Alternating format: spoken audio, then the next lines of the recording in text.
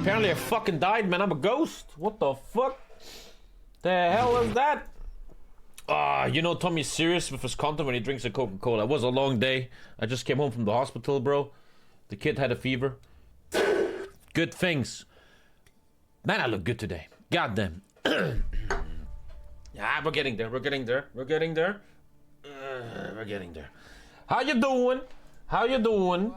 Everybody got some special content here. Got some special content. Sissy. Sissy sitting on her laptop. I can imagine it. How you doing? How you doing? We got something special today. Might have to do something with this. Hearts of Iron 5 Worlds.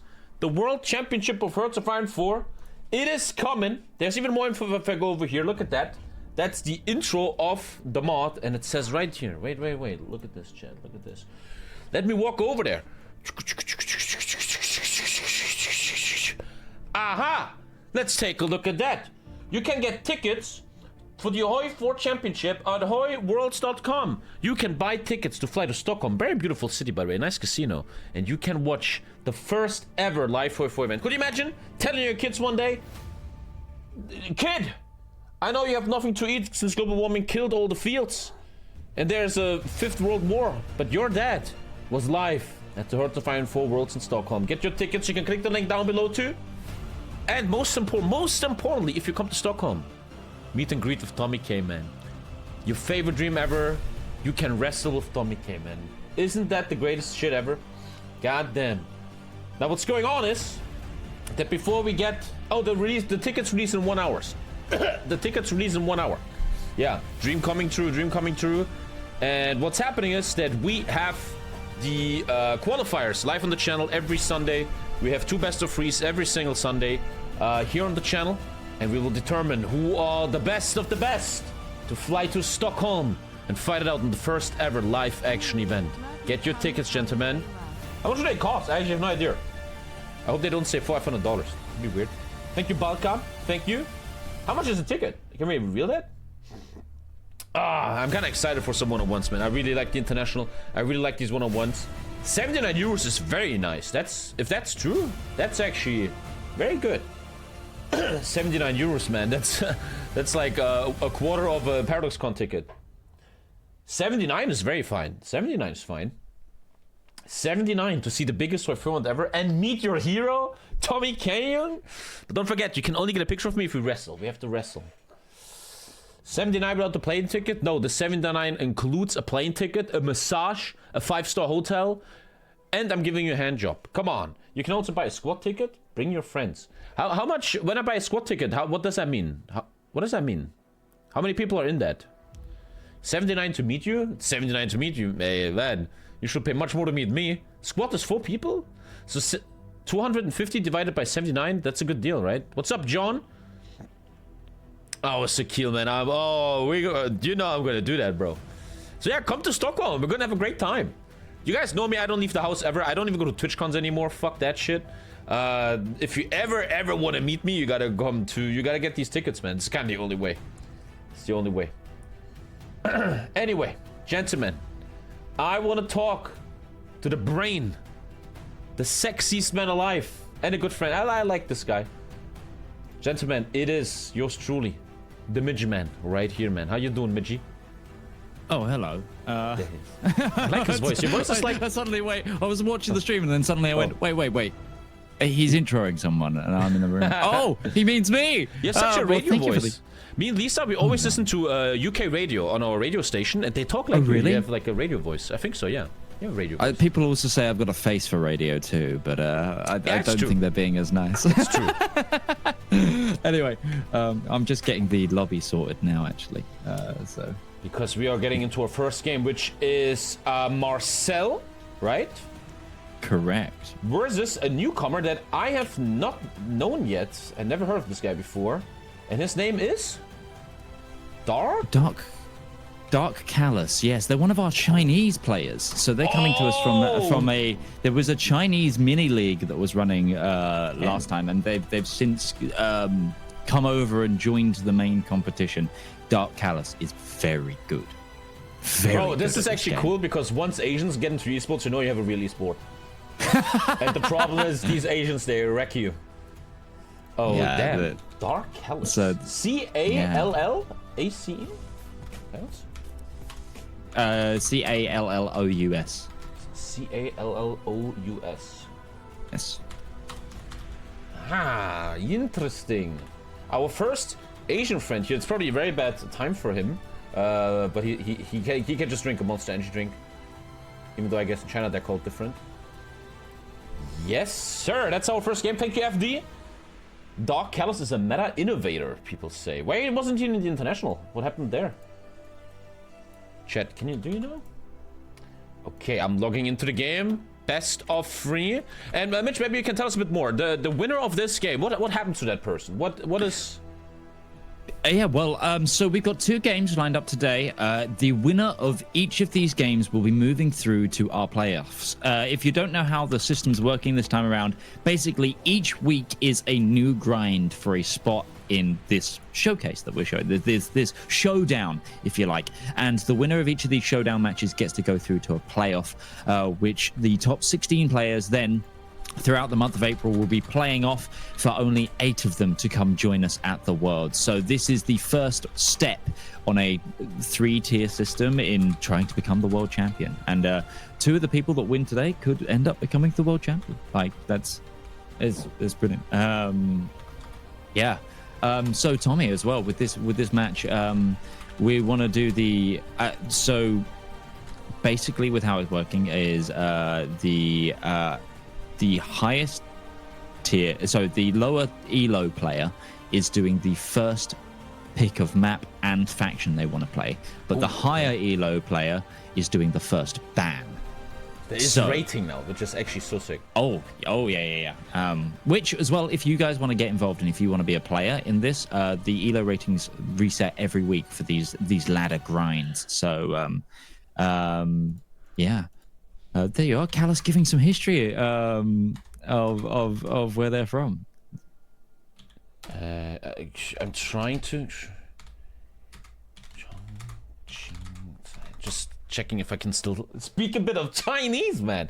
Okay, who is the lower ranked player then? Who is that? So Marcel is the lower elo player. Always. So he will be picking the map and his faction. This time around, whilst Callus will be getting the first ban. Did I bet? Hello? Hello? Oh, you tapped out. So Marcel has the faction Yes. and map pick. Yes, and then from then on in the best of 3, the loser will pick. Tommy, you're currently sitting on one of the nation, so you should probably free that up for people. Yeah. I was just waiting for the map pick. Is it already done, or are we still gonna look into that? No, I haven't seen a message about it. I want to see if we can grab them to see if Marcel will come do it live. Chat, I'm an old man. Oh, he's picking at the gates. At the gates. Oh, he's picking the micro map Stalingrad. Chat, was Marcel in the international? I think he barely missed it, right? If I remember correctly. Oh, he can do VC. He wasn't. Yeah. I'll drag him in. Marcel. So, hello, Marcel. How you doing? Doing amazing.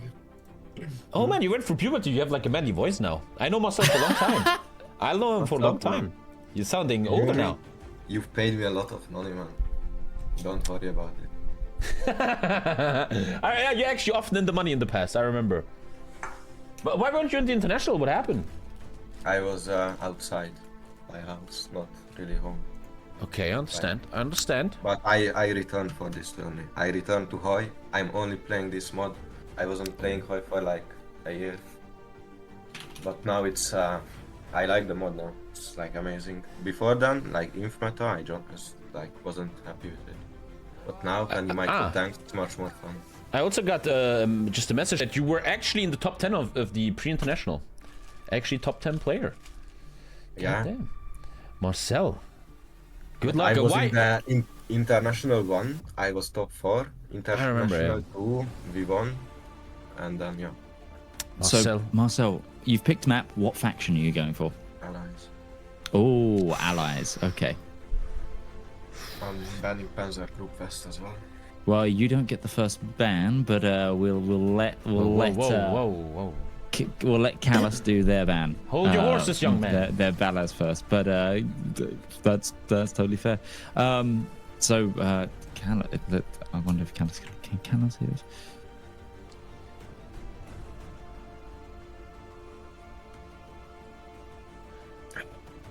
See if I do it over text.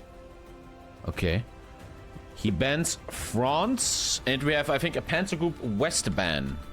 Yes. That is correcto mundo.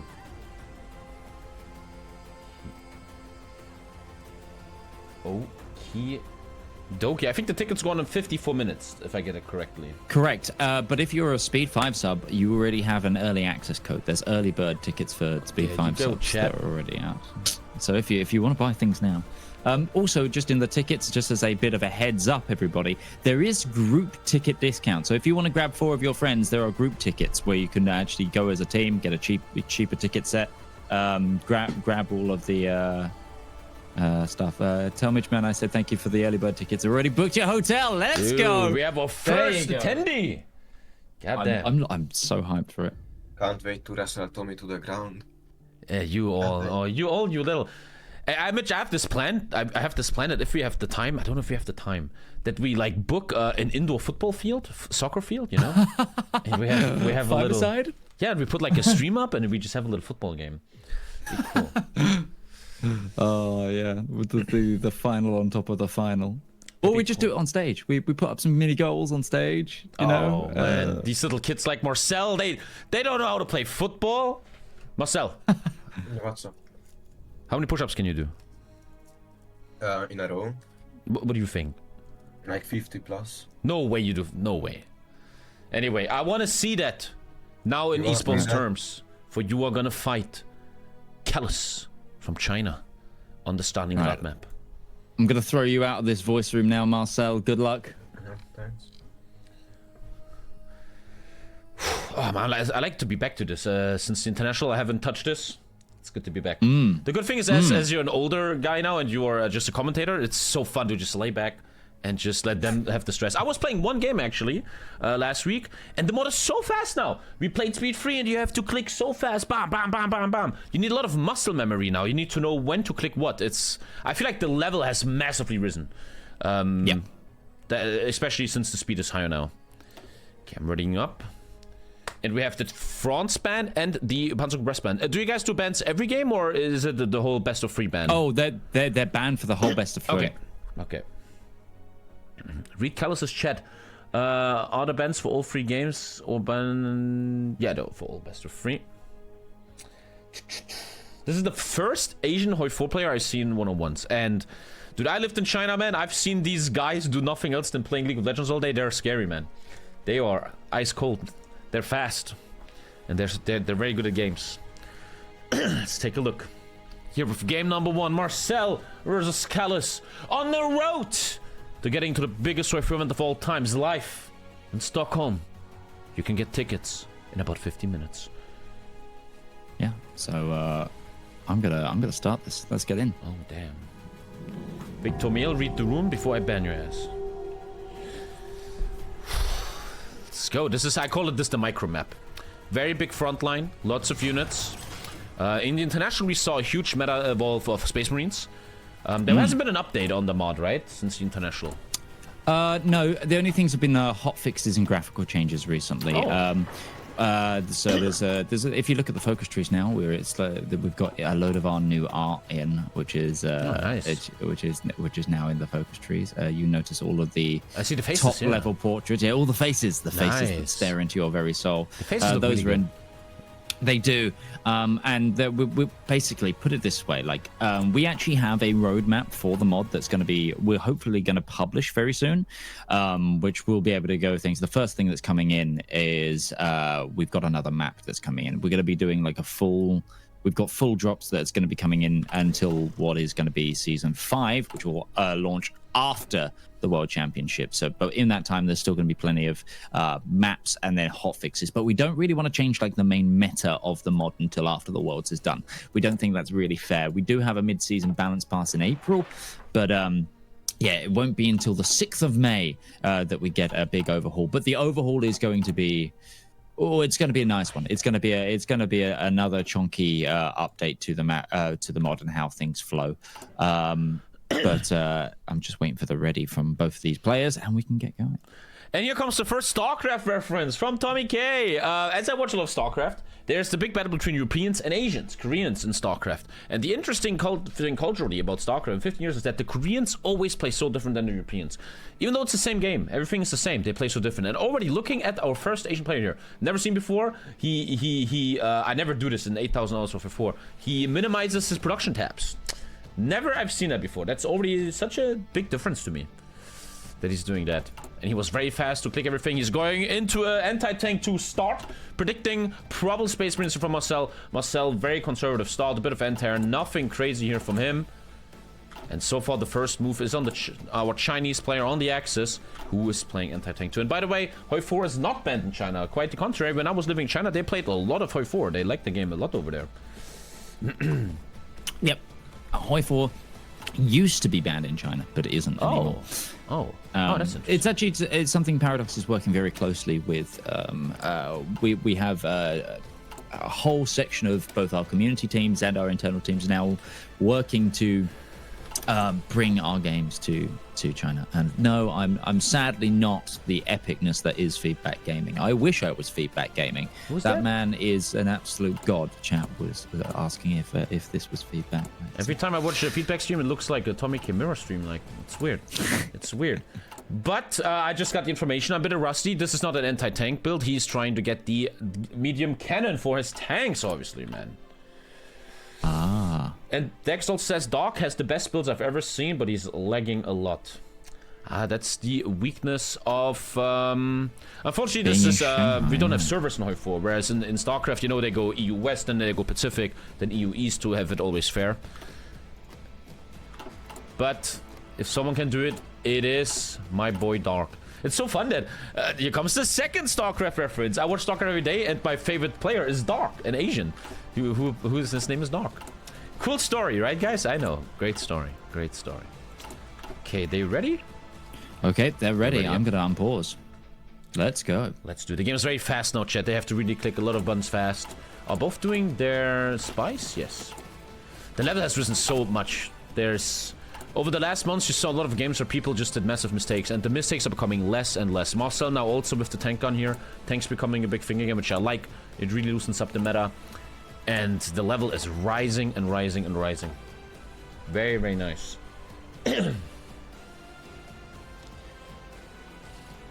Yes, also you have to drink every time Tommy makes a StarCraft reference. Yes. There's 2 shots down. Everyone's going to be so drunk by the end of the stream.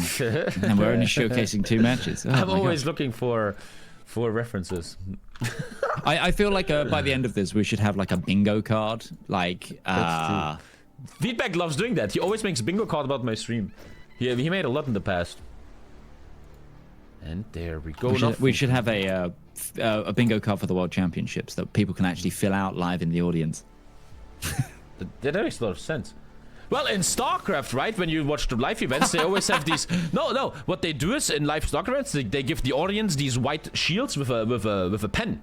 So they can hold up, like, stuff they wanted. That's 3 shots, by the way. Yeah, already see the medium tank production here. He already designed a medium tank. Take a look at that medium tank. So if I'm gonna take a gut punt here from what I'm seeing, because we're seeing a medium tank. I doubt we're going to see Romania. There's been a big push recently in the meta, air quotes, on the Discord, where Romania is actually secretly a very, very good tank faction, and you can make tanks almost cheaper than guns, which is ridiculous. But that's for light tanks. As for the so I think we might see, because Panzer Group West is gone, we're probably going to see either a 4th army build or a Hungary build. I think if we're seeing medium tanks out already, that would be my 2 cents in what we're getting for the Axis. And I'm already falling in love with our Asian player here, Dark, who is researching maintenance, something I've never ever seen before. I must really wonder why he's doing that. Does he want to Capture equipment? I don't really fully understand the maintenance pick yet here, but people in chat say that this guy has the craziest build. He probably knows much more than me, and I'm so excited to see something fresh here. There's a lot of players like Dankus Miracus that never have anything fresh. They always play the same, and it's so exciting to see something new here from a different continent. I love seeing it. As a fan of the mod, I love that. Yeah. I will say though, I know we've pulled some fun at Dankus. He has been experimenting. I've seen him in chat quite a bit, and in hanging out on the Discord, and he's been very much like, "Oh yeah, no, this is actually interesting. I might give this a go." Chat, what are you talking about? They're talking you get -5 tank production with maintenance. Maintenance 2 gives -5 production on. Yes. That's on everything. On everything in the game, I think. Is it? So it's if you put if you put easy maintenance on the tank, it makes its production cost goes down. Makes me wonder though if 5% is worth that much. The research, it's the module. I wonder. It also gives you reliability as well, which means you can stack a bit more armor on. So I think it roundabout does end up worth it because obviously you can outdo the production cost for armor and speed. They're having almost the exact same build. Both players rushing the guns. We see flame tanks coming from Marcel. No flame tanks for Dark yet. The first difference is flame tanks on the allies, whereas we see maintenance on Dark on the Axis.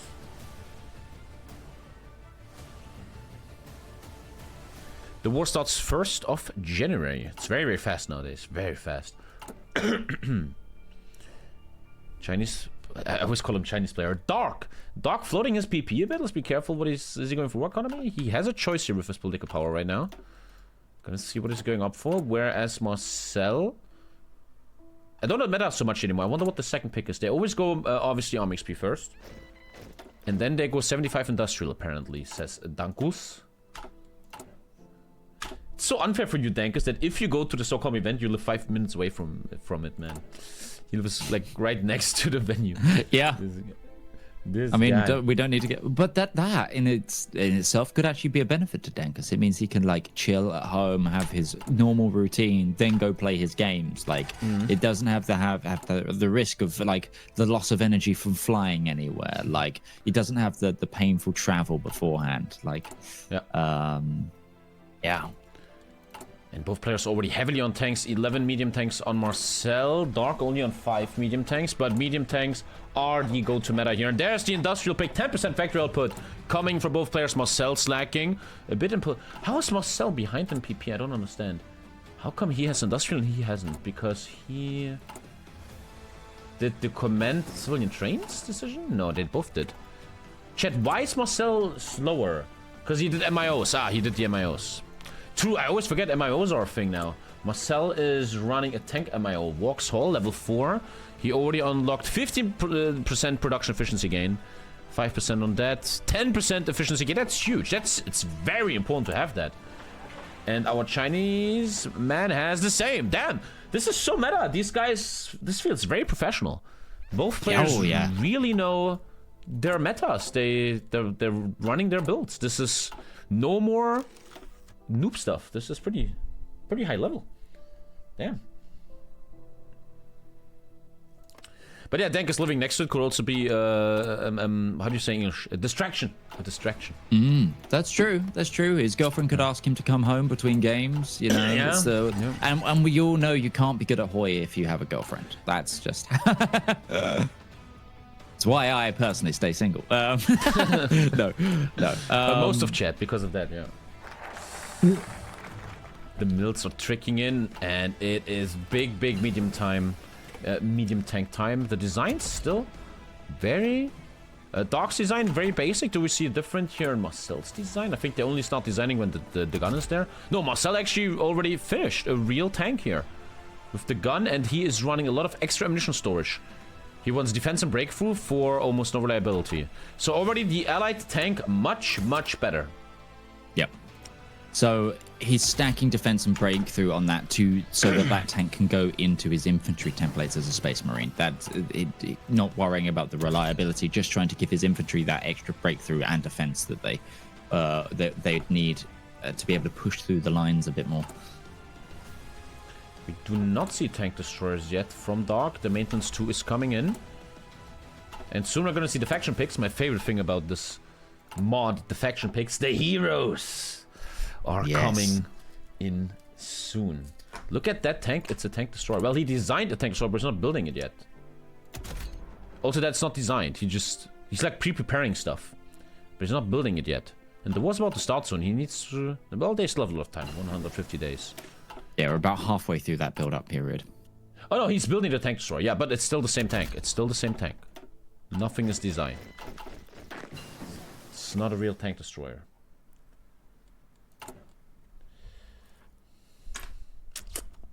Interesting. No, it's not a real tank destroyer. It's not using a tank destroyer gun. However, putting that as a TD in your template, there's less equipment usage. So maybe taking the extra combat width for the less equipment usage in your Space Marines? Now it gets deep, man.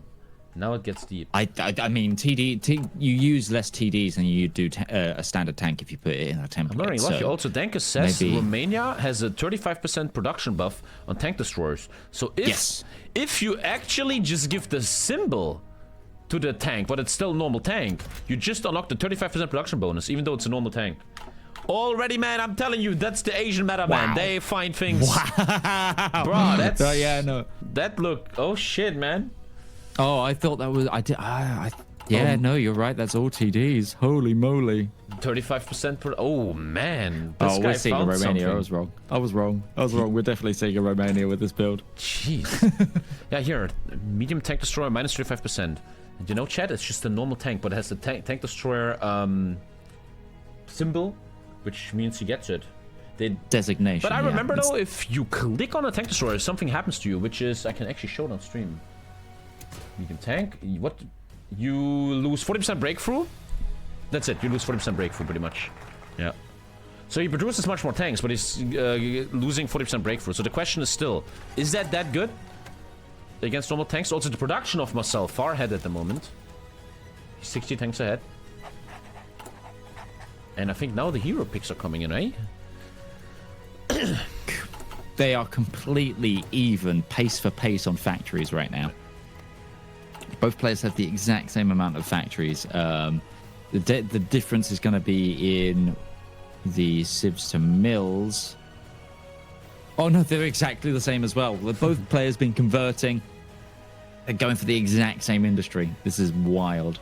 And yeah, he's going Romania to unlock that 35% tank production. What do we have on the allies? Red Army. A Red Army. That must be left side? Oh, yeah, probably going for the heavy tank side, I'd assume. Unless we might be seeing a third shock army for the paratroopers to try and get the VPs early. Put pressure on that way. Maybe Marcel knows that Callus is going to go for the Romania tank build, which doesn't give you air, so he knows you'd have open skies for paratroopers. There we go. Now we know that Doc is the Axis. I'm super impressed by how the International was just a month ago. And it was about a lot of money and very high level. And already everything's different. This is a very, very different meta already. And that's what I like about... I never heard of Doc before, but people in chat talk very, very nice about Doc. He seems very good. And it's so nice to have young blood that brings a lot of innovation to the game and forces everybody to get better. It means the meta isn't stagnant. You have to always evolve. It's a nice thing. I'm starting to like this guy. But let's see him on the battlefield soon as the war's drawing closer with 112 days left before they face off in game number 1. Yep, there's the Hungry Romania pick coming in, already going down for Romania. Unfortunate RNG right there, I believe. We've changed one mechanic about the spies. They no longer, when you don't have to do a mission to free them if they get captured. But Callus's spy was just captured. They've gone into hiding. They're going to be gone for 60 days of no spy. Ah, that's nice. That's a great change. If your spy gets caught, you get it back after 60 days. Yep. And here comes the Romania pick. Very predictable. at this point, but is there anything crazy else in the Romania tier? I mean, he mostly wants a production bonus, 35%, which is crazy. And he gets a bunch of infantry. I don't think fuel and resource gain is going to be the biggest issue here. The special forces cap doesn't help him much. Siege warfare. Fort damage from combat. There's no forts though. Only if his enemy builds them. Also, Reina gets full adaptable generals and a city attack trait. Oh, okay. That seems very, very strong. So allies are going for the 5th Guards tank army, which is the heavy tank Soviet tree with the IS program and the production from bonuses for heavy tanks, medium tanks, and mechanized. So definitely trying to go down that tank doctrine. I'm going to be interested to see how this works now with the sort of Space Marine meta, because I actually haven't seen the Soviets get played all that often. A lot of it has been using France. France has been the go-to tank faction, followed by Canada really recently. So it's nice to see that the Soviets are getting played. I'm interested to see unfortunately, the though, choice here. I'm very sure it's not for heavy tanks. He wants to. I think he wants to unlock the. Chet just talked about it. Where is it? Yeah, he's looking for the 30% medium tank buff. He's going for it, yeah. Yeah, it would be weird if he now switches to heavy tanks, as he's already building so many mediums. He's looking for the 30% medium tank bonus. It looks like we have a meta relation at the man. Medium tanks are the meta, and you're trying to get as much production on them as possible. It is who has more medium tanks, but still, micro will matter a lot, especially on this map. And it doesn't matter how good you build this, you have to also back it up with the skills on your fingers. But this makes it very even that Romania has a 35% bonus, whereas Russia has a 30% bonus. It's very even. 700 tanks already for the allies. And 700 for our Chinese player Doc. Very, very equal, man. This feels very high level. I like it very much. This feels very high level. Already converting their civs into mills. Nobody wants civs here. You just want to win. I wonder if Marcel is going to use his tank destroyers. The 150 units ISUs he gets. And it's a pure tank fight. But they have yet to design the division for it. We don't yet see any division with a tank in it. There it shall be. There it is. There's the Space Marine from Marcel. That is the big new meta division. It is a Space Marine 30 with... And they're doing it to get armor. We see a hardness of 28%. Nice division here. Makes a copy of it for later. But Doc not yet with the design. Should be there any moment. No Space Marine yet from Dark. Should be happening any moment. Time is running. 50 days left. Yeah, I like that Marcel's already cut off another template to add the flame tanks as and when he can get them into production as well. Already setting up those macros so that his when his micro is intensive later during the battle, he's already got that set up and it's a simple click rather than trying to have to build a new template all the while combat's going on. I think that's a setting yourself up for success there. And Doc's still not using the medium tanks. Also, if you look at the Allied front line, he only has his trash divisions, the basic holders in the front. Both players have only 46 days left to bring their medium tanks onto the field, which should be happening shortly. These guys prepare a lot, it seems. So they must be knowing what's going on. Doc already missing 10k guns. Could become a problem later.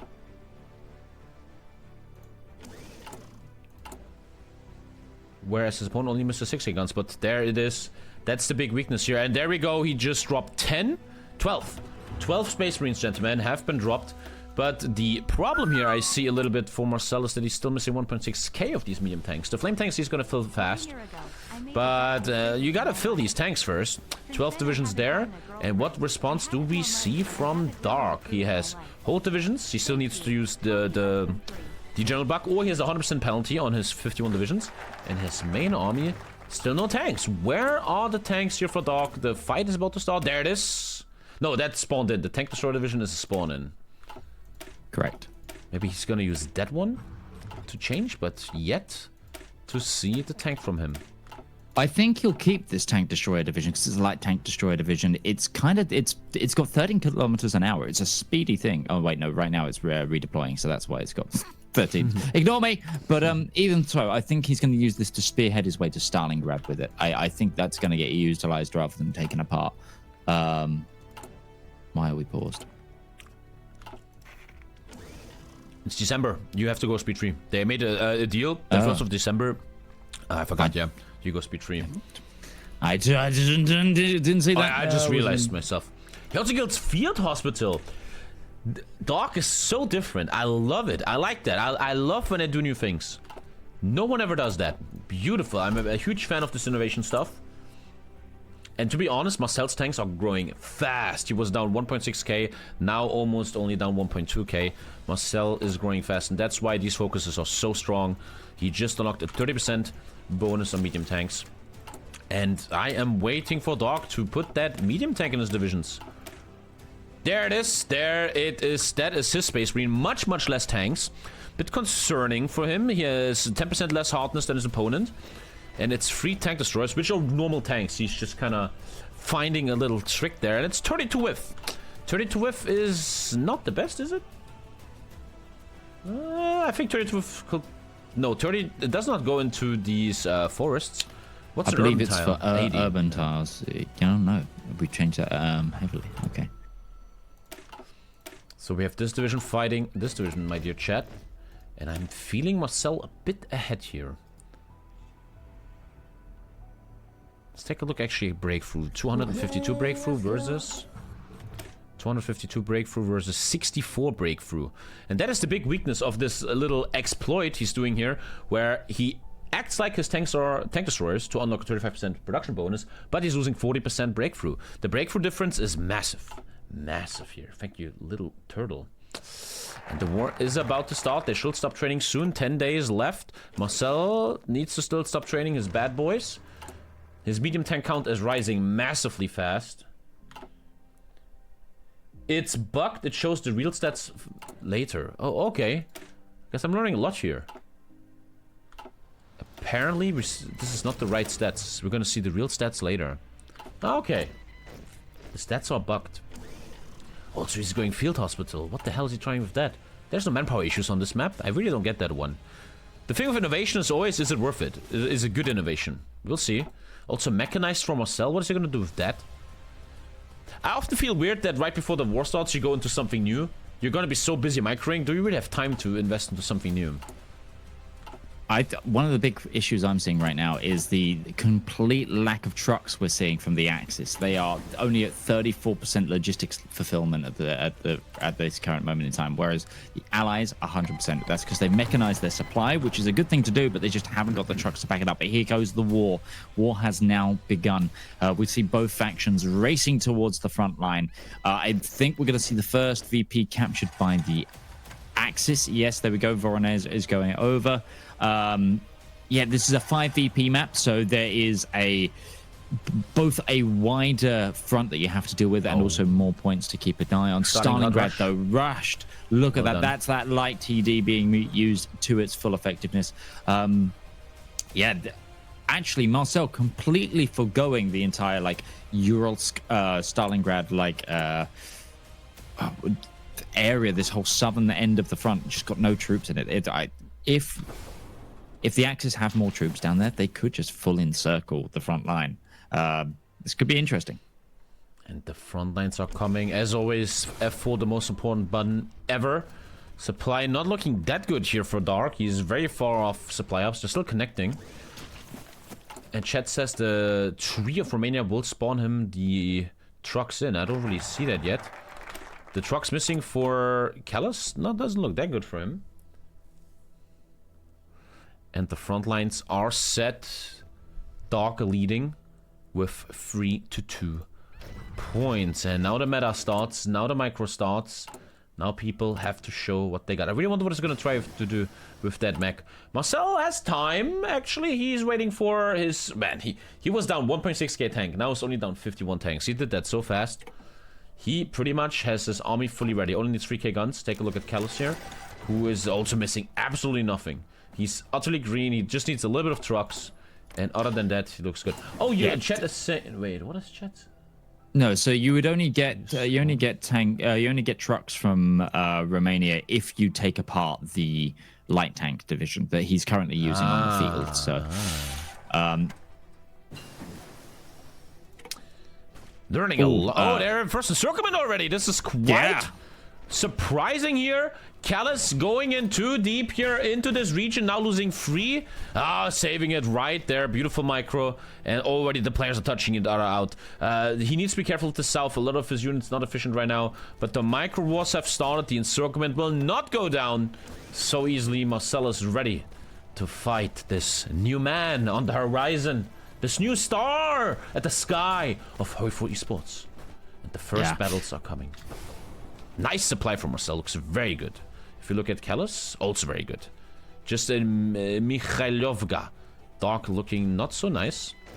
Could be an Callus has got 15 more divisions on the field, though, which means that Callus can fill a wider front line, which could be really, really risky for Marcel if Callus pushes up here. They're currently just stationary on the south, but they could actually take a lot more ground here. I think the real issue as to why they're not is because the supply hasn't connected yet. Once the supply connects, Marcel is going to be in a spot of bother, I think. Oh, Marcel getting pushed out here. He thought he had it. He wants to encircle it, but now he has to be very careful. He's retreating and loses Mikhailovka. That's a massive supply hub. No, it's not a supply hub. Sorry. Is it? Wait. It is a supply hub. That is huge. I was just showing you, chat, that this is the position where I thought Marcel was in an advantage. There was attrition on his enemy, and now it's fully shifted. And Dark has taken the supply hub there. A great victory, actually, here for Dark. And that's also one of the VPs. So now Marcel only has 1 VP right now, and the VP points are ticking. If you've never seen commanders before, basically it's normal Hoi4, but there's the added point of this VP system. You can see at the top bar next to the XP. Basically, there's points on the map which are worth more, and if you have the majority control of it, you start ticking down your enemy's VP points. And this is just a full rout on the front line. There's a massive breakthrough here. Where are these tanks from Marcel? These tanks need to have the stats to stop this, but a big breakthrough in the plains here in north of Stalingrad. This is looking pretty grim for Marcel. Getting overrun here a bit, but don't forget, the supply is everything. Get the t-shirt later this year. And the supply getting a little bit thinner here, but still quite good, actually. Even though they're that far away from Mikhailovka. All of Marcel's divisions are getting at least somewhat pierced, which is causing a lot of issues. These TDs are just overall better. And we have a break from the north. Break from the north. Marcel is still alive. He's fighting. He's looking for northern attack. He's using his really good divisions. He needs to back them up, though. Tanks need to back up off in the infantry. And there's the first kill. A tank going down already here. Marcel showing us he is alive. Wait, might break Beautiful. It. Oh, there you go. The northern one, open up. That's a kill. Oh, shit. Oh, shit. Man, this is high-level stuff. He's trying very hard to clean this one out. The north one. It's holding for now. Oh, this is high-level stuff. Now he's getting pushed in the middle, though. He has to be careful. He might lose all his supply lines if he's not careful. Yeah, this is one of the things, though. It's now a super stretched front line, which is why the top of the map here opened up for Marcel to exploit. And it's a great move here from Marcel to exploit that. But again, the VP pressure is just full control for Callus. All the defensive line next to the river, it's been completely broken. It's plains tile, so there's going to be a lot of fluctuation back and forth. But it's ground that Callus can afford to give up because the VPs and the map control is severely in his favor. And the north is not working for Marcel. He had to give it up, didn't finish the encirclement. The pressure is so heavy, already bleeding out 100 health points here. If this was Yu-Gi-Oh, man, he needs to play some good cards here. His life force is going down. And there's openings. Callus seeing them. He could even move south more if he wanted to. Supply just very bad down here, though. That's why people don't move here. Hang on, I need to hit pause. And he's actually battle planning. The ultimate BM in high-level Hoi4, he is battle planning his opponent, has full red bubbles, and the game has been paused, though. Marcel disconnected. Marcel's disconnected right now. We have a rage quit. I don't know if it is a rage quit, because there is the surrender button for that rage quit. I think it might just be... We might have to hot join the man. Well, hot join is on, so... His PC crashed. Chat, the moment the China player has a more stable connection than the Hungarian. Viktor Orban, shout out. Yeah. Hey, maybe maybe if Marcel wins, he can move country. Oh man. In StarCraft back in the day, the very good European players would move to Korea, right, to play on the highest level there, to learn there. That's over nowadays. Yeah, if you wanted to be very the best of StarCraft, you had to live in Korea. That's over nowadays. That's not a thing anymore. Yeah. I mean, there's a lot of that with, like, for example, Eurocentric teams for other esports. They tend to move to Germany. That tends to be the place that they go for, like, the EMA circuits of places. But imagine going to Germany for internet. That's a story I never heard of. You'd want to go to Scandinavia, really. I think that they have the better internet anywhere. And you know, also in StarCraft, the chat is much more nice. Okay, chat, let me do my references. God damn it. Marcel on the verge though of losing here. The pressure is pretty heavy. I don't really know why he's losing. His Space Marines are very strong, but he just got clicked in these, especially in Mikhailovka. It looked like he was winning, but then he just got clicked out. Adios. The manpower of Marcel very high. It's more like Dark has only 100k manpower. I mean, Dark has been taking more losses, but I just feel like I think it's also just the combination of, like, having more units with tanks in rather than these, because I believe that Dark's got far more divisions with tanks in on every tile. Just almost every tile. Can contest more regions than Marcel can, whereas Marcel's like grouping up his troops. It's a quality versus quantity battle. That the quantity is winning at the moment. People saying the stats of the division have been fixed now. Doesn't look like it. Chat says this is bugged. This is not real. Maybe if I check in game, let me check. Oh wait, we have Vodjoin. Yep. Sorry. I drank a Coca-Cola and now my body rebels. I'm an old man. The quantity also really explains why I went with field hospitals. I think field hospital also has a lot to do with you don't want to lose the veteran status of your divisions.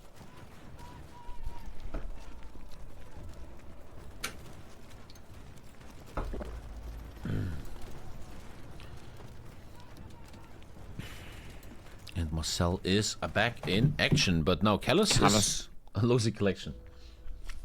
Okay, let's let Callus join back in as well. Callus? This is just one of those things where when you're running a worldwide competition with players in probably two of the furthest places across the globe that they could be, like we've got one in Hungary, one in Shanghai, like trying to do that on Hoi 4 netcode is always going to be a little bit of an issue. But do you know what you can do? What we can do with this moment, we can use it to say that you've got 15 minutes until the tickets unlocked for the World Championship. The tickets, guys, $79 to come to the biggest and first ever Hoi 4 Live event where you can meet everybody. C-Mops, Mitchman, TommyKay. I don't know if there. Buckle coming. Also? Dang. Yeah, he's coming. We got Late's going to be there. We got Bittersteel's coming, I believe. I'm not 100% on that, but there'll be a full list of people that are going to be coming out. There's also going to be a lot of devs there. If you want to talk to the Hoi devs, I believe there's going to be some Hearts of Iron related stuff. TM soon to be coming on that news. Yeah, it's going to be it's going to be a great time. Yeah, also, it's happening at a giant gaming bar with loads of computers. You can actually just essentially live LAN and play games. This is very important. Yeah, the venue where the thing is in the basement of a huge LAN thing. You can go upstairs and play any video game you want. And above that is the best restaurant in Stockholm, man. Oh, a Japanese restaurant. Oh, it's so good. I can't wait. Did you like the Japanese restaurant? That restaurant was one of the best restaurants I've ever seen in my life. That restaurant is heaven on earth. I can't wait. I have it on good authority that our hotel is across the road from that, pretty much. No, really? Yeah. Oh, I'm gonna go there every night. Bro, they make the best. They have this Wagyu steak. I never had that before. So goddamn good. Oh god. Yeah, and you can, it's like Comic-Con for people that are way too much into Hoi 4 in a cringy way. You can come to Stockholm and meet your heroes, guys. It's gonna Hoi-Con. It's Hoikon, yeah, it's kind of Hoikon. It's gonna be so weird. It's so when you meet fans like on the conventions, it's always you meet them and you talk for 2 or 5 minutes, and then there's this weird moment where it's hard to diffuse the situation where you go separate ways. Where I want to be nice and stay, and the other person like, so you want to hang out later? Like, see you later. It's gonna be great. It's gonna be great.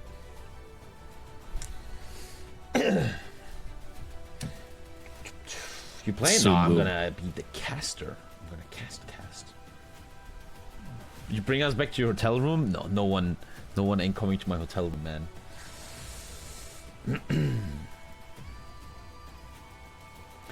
Atlan could play in this tournament. He just has to apply. The problem is Atlan has 0 skill. He only has exploits in roleplay games, and that's why he will never be in these big events. So you control all you want, chat.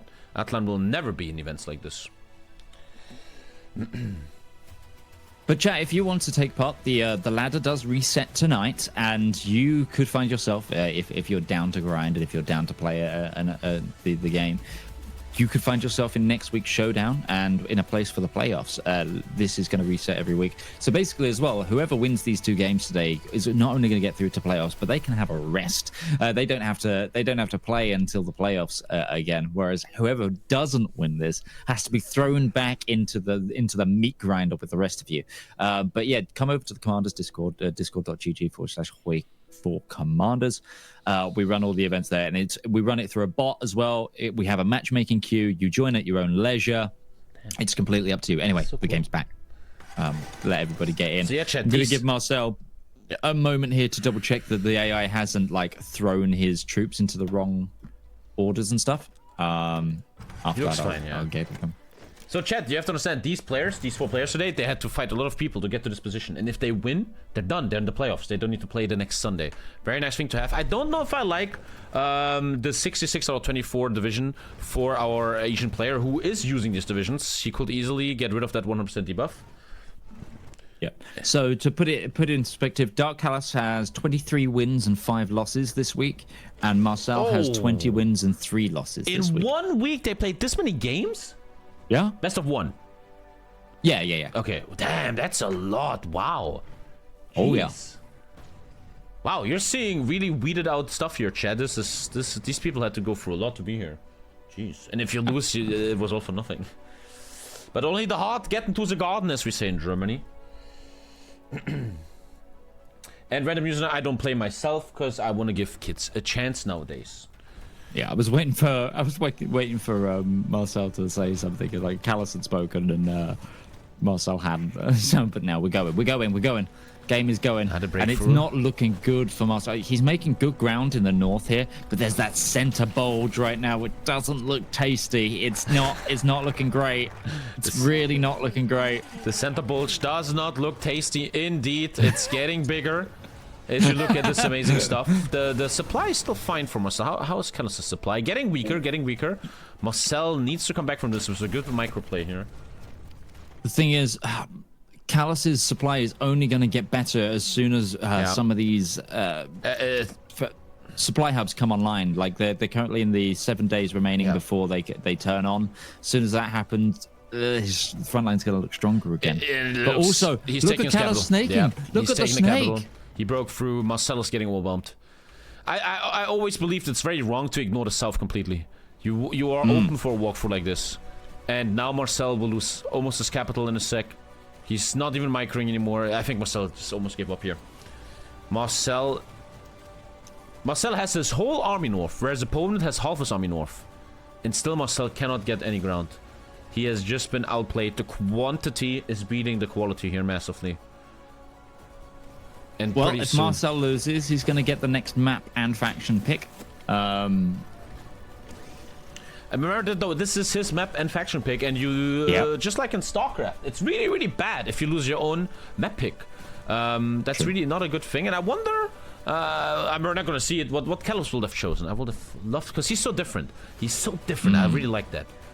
Very, very different player, and that excites me. I always look for exciting players, people that do something very interesting. Although Marcel getting some kills here, his capital is gone in a sec.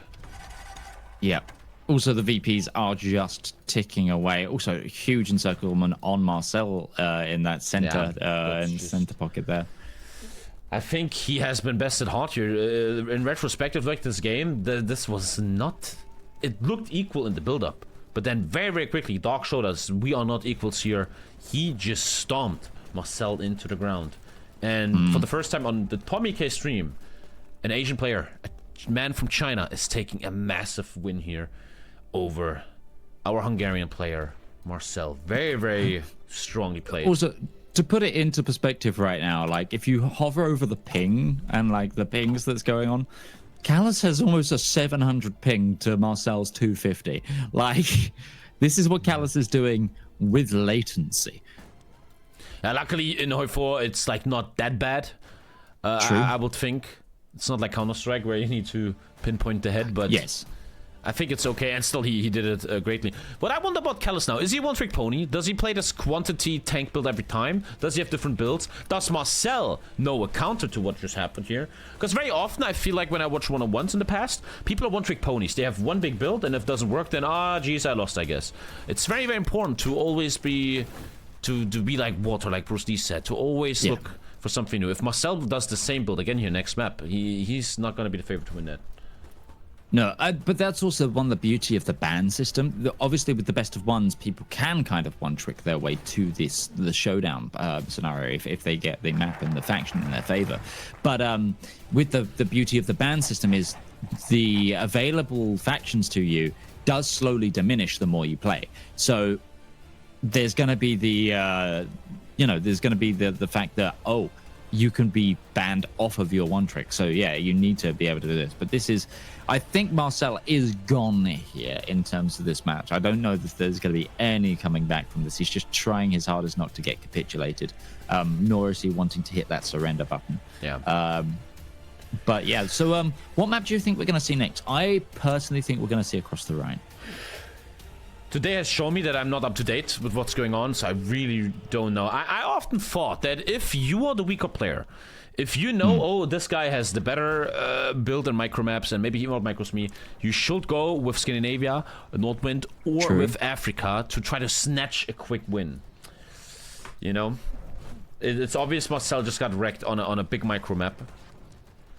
And I'd like to see more players that go like, oh, I'm picking Africa, I'm picking North Africa.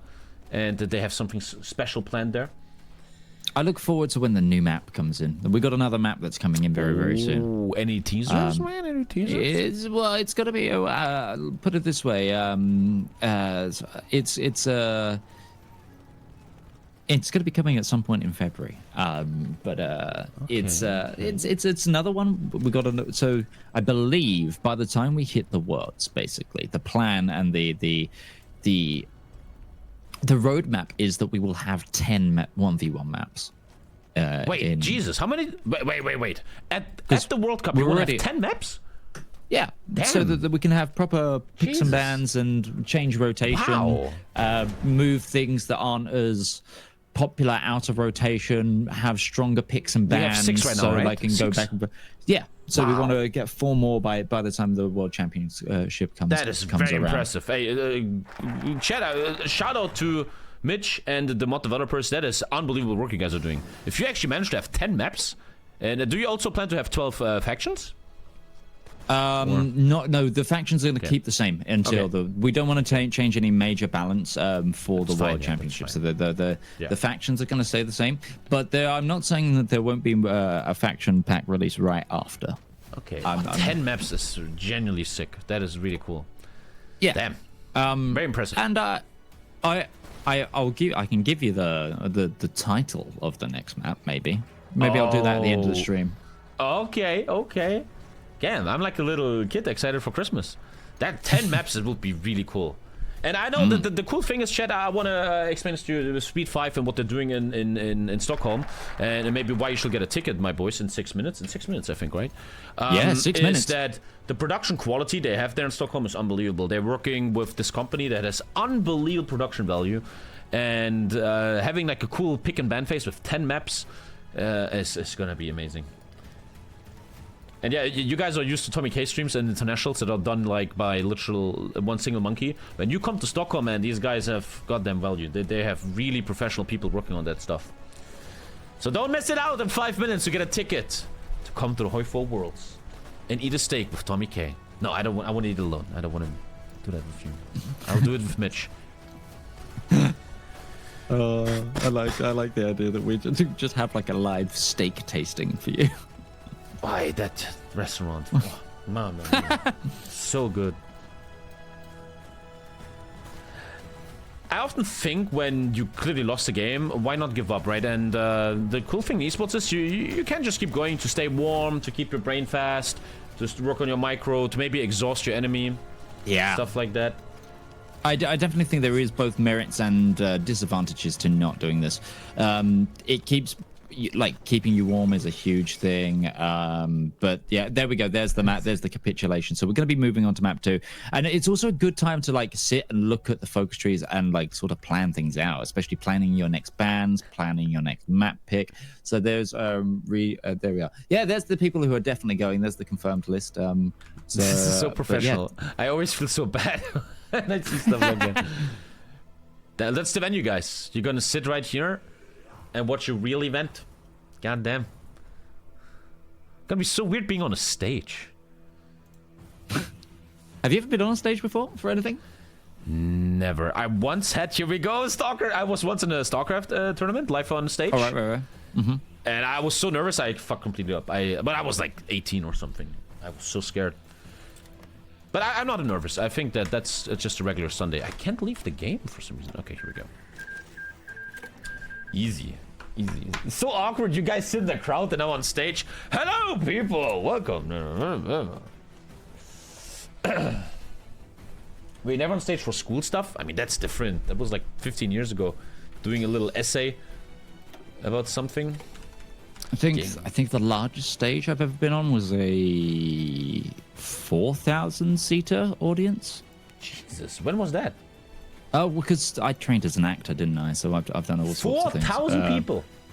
Yeah. But what did you do in front of 4,000 people? Sing, I think. What did you? What do you have to tell me more? You sang in front of 4,000 people. Yeah. So like, well, back was in it the day, like UK Got Talent or what?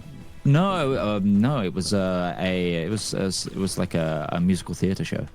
Damn, what did you sing? Yeah. I can't actually remember what I did, but anyway. A rock star. I wish. But anyway, gave all that up and became a professional Hoi caster. You know. You probably make more money like this than as an actor. Yes. just yes. We have the map pick and faction pick on Marcel again. Who already lost his first map and faction pick. Yes, be very careful now. This is it's very important he wins this. When are you on stage? I don't know, but I'm gonna be on stage, I think. Yeah. Oh yeah. You're gonna be on stage for the all of the world stuff is gonna be on stage. One thing I learned about this stuff: when you have these lights shine on you, you sweat very fast. You get very sweaty.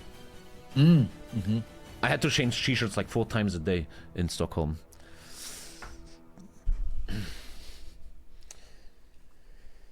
It's 450. I think it's 500 people audience. I think it's 500 I believe people. that's our max. I believe. Yeah. I can't remember. It's all on the website, which the tickets unlock in just 2 minutes now, which is exciting. Kellis seems like a guy that wants to get done fast. He's like, let's go. I think it just shows... it's really late for him. He's... Yeah, he bans what Soviet. do you... What map? What map? Yeah, he needs to say map, yeah. It's he good wants to this get map. them... Okay. He wants this. He wants a micro map again. I don't know about that.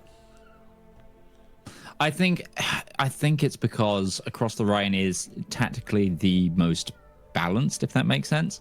It's the smallest front. It's the most even in terms of like full-on shape. Yeah, it's a it's a narrower front line. Yeah. Yeah. I'm hoping that the new map is a good in between of this and at the gates. Yeah. Okay, so they've banned Fifth Guards and they've banned Romania. So we're slowly running out of tanks. I love that. Very much. I love that. And that means the last game will not be happening again. Romania and both picks of last Spain have been banned. Beautiful. Love it. Love it, love it. There will be seats for VIP people. Can my mom come? So the tickets are online, guys. Get to the website, buy a ticket. Let me check how that looks like. I'm not gonna show my... Ah, look at that. Okay, and then you go and continue. Ah, okay. But you need a credit card? Like, I don't have a credit card. I couldn't, for example, get this. I believe that's translate. I think a debit card will work as long as you've got some sort of card to pay with from a verifiable international bank source. Got you, guys. Yeah. So get to the website, man, and come right here. So my hotel is like right here, and there's this beautiful restaurant. Oh, nice. Beautiful.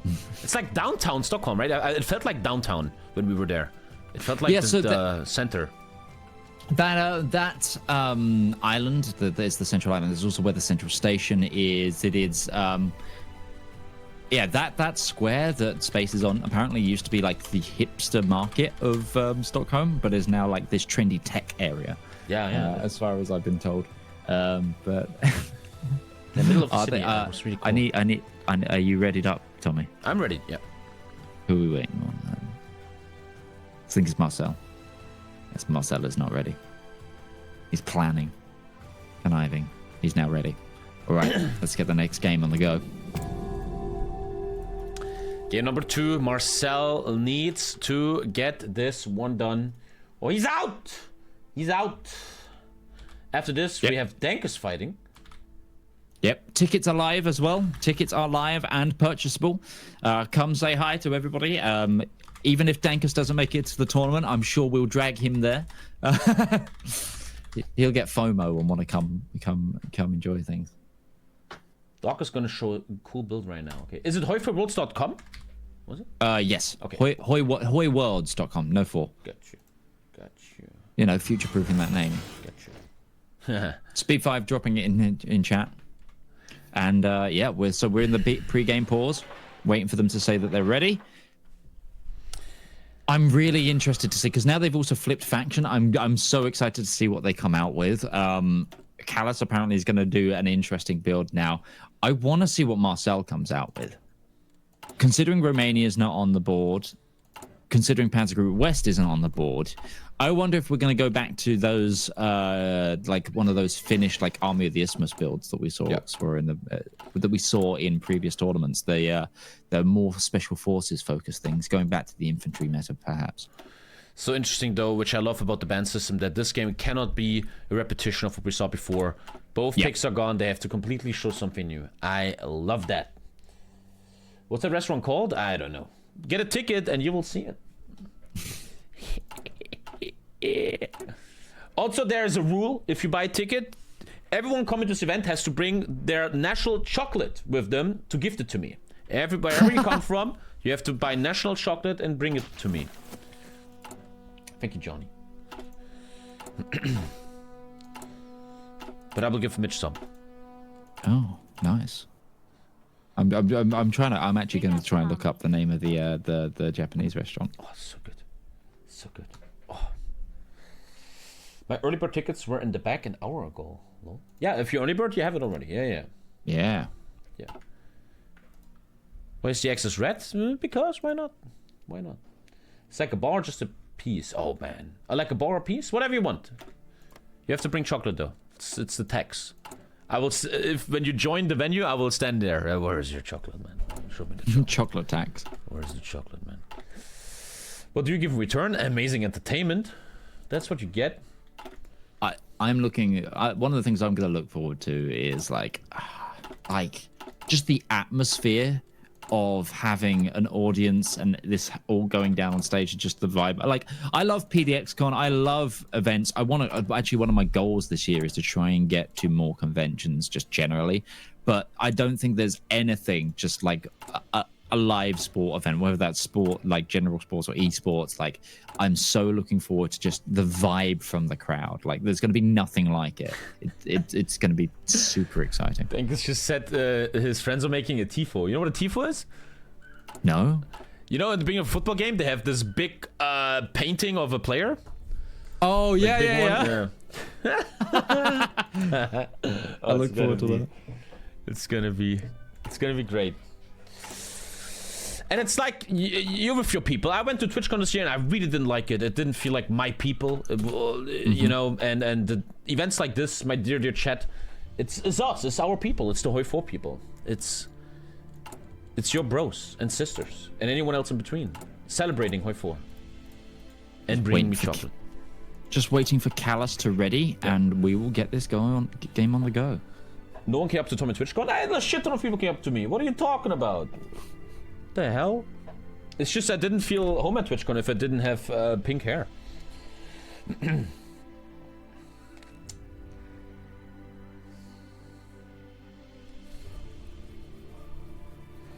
Okay, we're getting this match on the go. Callus ready? I mean, yep. He should be. Callus seems very fast. If you look at him, the moment the game starts, he instantly sets everything up. He doesn't like take a second. Bam, bam, bam. Set it up. Not a micro-heavy map. Not a big frontline map.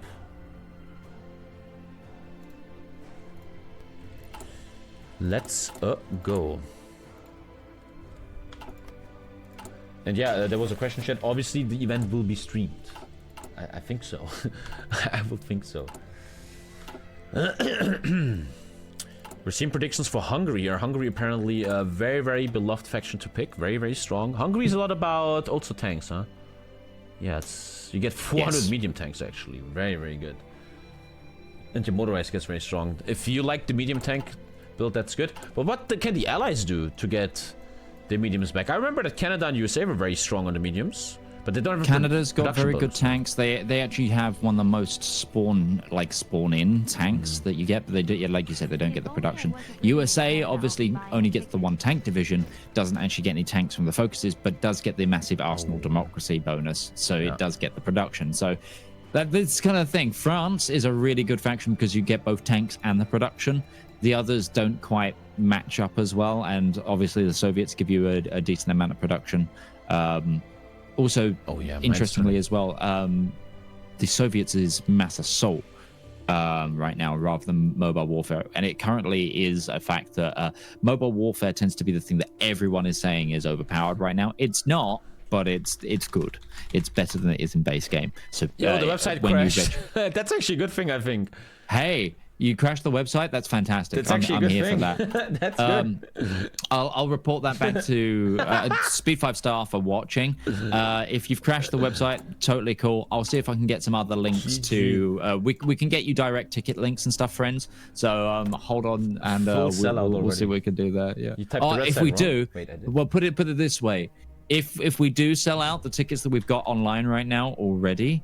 it's back. Okay. Wait, it's back. Was it just typed wrong? Wait, did I just... Am I that stupid? I don't know. It might be. It's actually right there. You typed Hoi World, but it's Worlds. Oh. Well, okay. I just wanted to bring your attention back to checking out the website, gent. Amphibious tank chassis from our Chinese player, dog. What is he doing? Wait, what? Is he watching TommyKay role-play games or what? Oh. We're gonna see Marine Corps. We're gonna see USMC. Bruh, amphibious tanks. Amphibious tanks. I play her for my whole life, and I love amphibious tanks to death. The problem is, in my entire career of playing her 4, 90% of the time you saw a Marine tank. They were not used right. They were a fail of investment, a fail of research. They have not been used well. I've seen that so often also in this mod, and I wonder, and I think Callus can show us how to correctly use amphibious tank chassis here. Very, very, very nice. Yeah, and with the massive river being so key on this map, I love that. The Marines obviously get a bonus to river crossing. This is going to be excellent. Yeah, let's go. I'm so here for that. If we see USMC, that would be awesome. But I also would like to see it combined with something else. Like, I'm just here for this. Wait, he's also doing heavy tank. What is going on? What? This guy is changing the meta. He's researching a heavy tank too. Wow. He must be knowing something I don't know. But I think we're gonna learn it soon. Oh, I wonder if the heavy tank is going to be for heavy flame. And then he's just going to up armor it massively. Denker says he puts 1 battalion of heavies into his divisions to have a shit ton of armor. Makes sense. That means you need good piercing as his opponent. Damn. What a different player. He's so different than the others. I really, really enjoy that. And it shows... I feel like Dankus, because Dankus keeps giving us all this insight. Obviously, we're going to see Dankus play in a bit later, but I feel like Dankus looks at the Callus here and just kind of froths at the mouth at certain like strategies he comes up with. He's just like, oh, why have we never done this? This is so good. Like, it's... I like how there's a guy in chat who says these Asians actually read the game. Like, they read what actually happens. They read the modifiers correctly and stuff. Very nice, and it shows, which truly is a thing in esports, in any esports, even if it's League of Legends, whatever, that if you look at North Americans, Europeans, compared to Asians, they have such a different way of approaching games. I love it though. It's so beautiful how people think differently about stuff, and it brings in a grand variety of gameplay. There is actually a small, like, a decent-sized Asian community for this mod, so much so that they made their own translation for the mod as well. So there is they've got a graphical translation bonus, like they've got the localization mod, which obviously also doesn't affect their checksum, so they can direct translate it. It's awesome. That's also linked on the Commander's Discord if you're an Asian player and you read Chinese simplified better than you read English. We also welcome other fan localizations if you want to go ahead and localize it into your local language. We used to have a Ukrainian translation. However, that wasn't kept up to date. I don't think because I think we just outdeveloped. Yeah, fair. But if anyone wants to do fan localizations, get in contact with me. I'll put it on the Discord under the other versions section. What I think is so interesting, as someone that has been into esports his whole life, is there are certain nations, like China, where these prize pools, which are mostly in European money, we're talking about 20,000 euros here, where in their country that is so massive. If you live in Norway and you win 20k, it's very different than you living in China winning 20,000 euros. In countries like Russia, China, right, this stuff hits heavily. And that leads, in my opinion, if you've seen the last years, especially in Asia, I live right next to a dorm for male Chinese students, and they played all night League of Legends because they were hoping of a career in there. They were hoping to feed their families with that.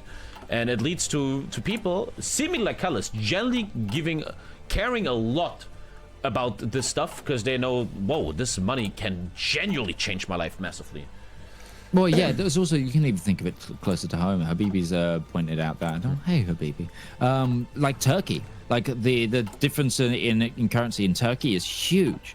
Like, I don't know if you saw recently the Twitch update with how they're now doing Prime subs. Yeah. The actual value you get from a Twitch Prime sub from Turkey compared to getting it from other parts of Europe. It's like, there are nations where this is a life-changing amount of money. Yeah, and I like this psychological effect that it breeds strong players. I've been a fan of sports my whole life, and you look at the greatest of all times, the best sports personalities, esports, real sports. It's always people from not so easy backgrounds, people that had to work for it, they had to fight for it, and they really wanted it. And that's something I would like to see even in Hoi 4 one-on-ones, right? To see people that maybe that was something I was missing a bit, especially in the qualifiers of the international. I didn't feel the people are 100% in it. They're fully committed. They're like, I need to win this. My life depends on it. And it's nice that now with these prize pools and events, you can slowly breed a group of people that genuinely, truly care about this and are 100% in it. And that shows, in my opinion, the best content, because these people show you the highest level possible in the game. Kind of like me and my stream all the time. Yeah. Thank you, Henrik. Yeah. Both players, once again, loving the medium tanks. But what the hell is that heavy tank and amphibious tank gonna do? Can't wait for the hero picks here. Very excited. Yep, the hero picks are going to be real. I'm so confused at what Callus is actually going to pull out here. I'm like, with the AM tanks being picked, it makes me think, oh, we might see a US Marine Corps division because obviously they get an amphibious tank. But at the same time, I'm then just sat there like, but that seems too easy. That seems too easy as like the navigated choice.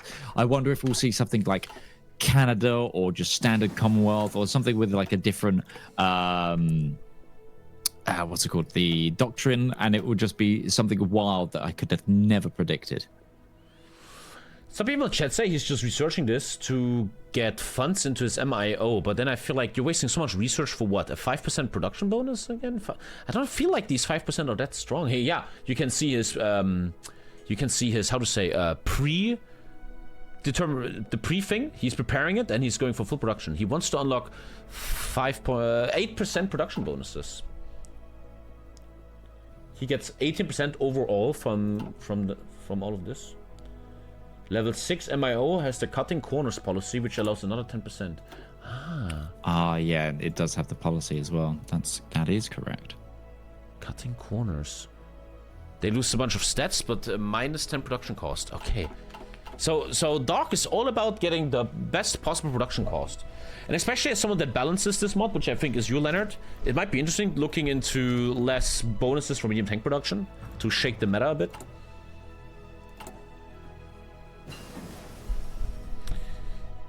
You're so much chill when you commentate these games. It's really suits you. Don't worry, later tonight we're playing WoW. That's the real chill, Tommy. You're gonna love it. Okie dokie. You know what I hate in StarCraft? I want to talk about this. StarCraft is 16 years old now. What happens is when you watch a professional StarCraft game, they cut the first minute of the game. Because the early game is so well known after all these years that they don't show the early game anymore. And I hate that. Like, imagine we get into these games and we don't show the first 3 months. I hate that stuff. And it will never happen. We're not going to show it here. Half the time over.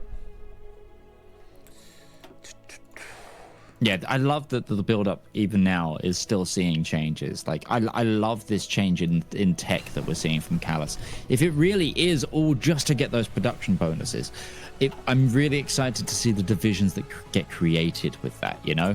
Like, I'm guessing because Cross the Rhine is a smaller front, they're going to go for, like, less units, maybe go for, like, something like a smaller army, but a much harder to, like, pierce army.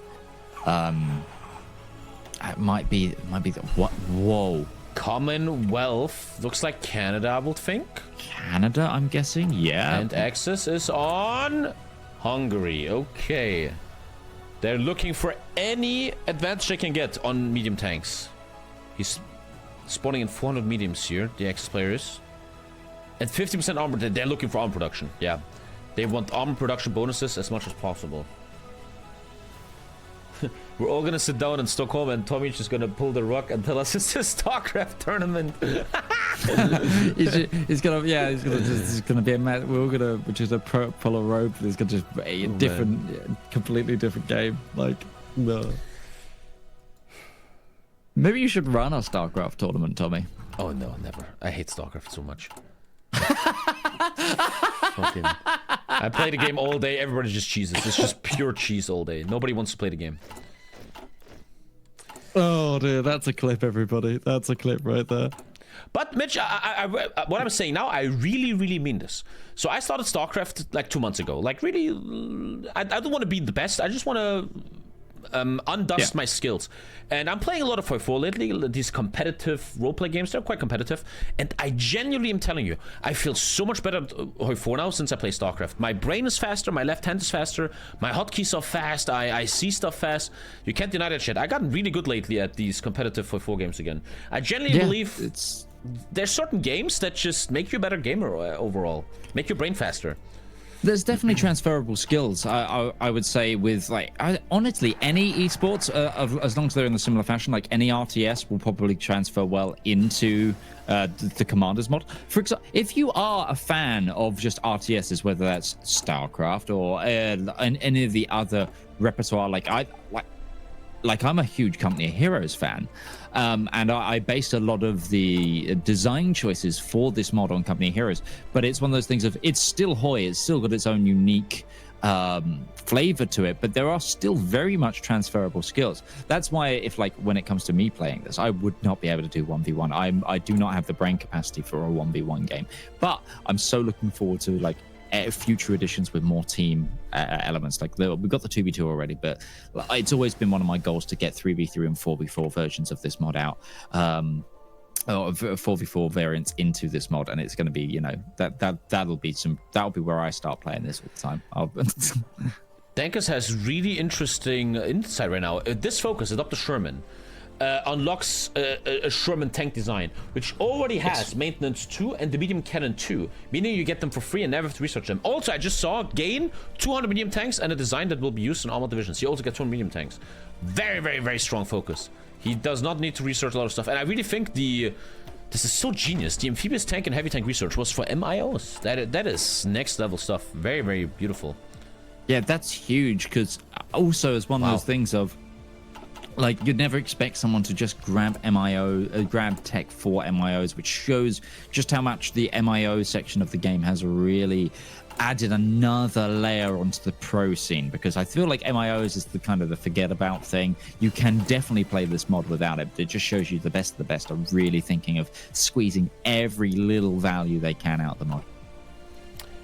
I don't know if we're going to see some air today. It looks like we're slowly starting to settle on this medium tank meta. I know Dankus, he's not going to do much else. And I wonder if we're going to see... Oh, we see an invasion. We see... That's not an invasion. That's an invasion, is it? Yeah, it's a little meme invasion, but that should never work against good players. Let's take a look. Could be interesting. But the MIO is so strong. Looks like Leonard should look a little bit into these medium tank bonus production thingies. Also, sometimes I wondered what the argumentation is behind starting all the MIOs on level 4. Why not start them on level 1? So the reason we start them on 4 is to kind of keep towards where they should be historically, where these battles are kind of taking place. So it's taken off the 1939 start date. Essentially, with Hoi, you would have that many MIO points by this period in history, because essentially it's the idea of the nation's war machines have already been working. It is something that we plan to have a look in for our major balance pass, the April one. But the idea is we don't want to do anything huge in terms of balance. We will be doing balance changes, and we are planning on actually putting out a hotfix after this stream once this is done for some certain things. But when the April balance pass that's going to sit between the April playoffs and these qualifiers, I do not want to do a major thing to change a huge format of the balance whilst there is live competition. I just feel like it's not fair, more than anything. So we are going to keep things as they are right now, but MIOs is on our list of things to give a little bit of a love to, a little bit of once over, and then again the whole balance of the mod will change after Worlds in May when we restructure a lot of things. There's some big changes going to be coming in onto the trees as well. These medium tanks are only 6 production value. That's ultra interesting. And the production value of Marcel's tank, the MK2, he is at 7.5. So already we see what happened last game. That our friend from China Dark has already the much better producible tank in his pocket. Much better tank here in his pocket. And he didn't even spawn 4 medium tanks in yet.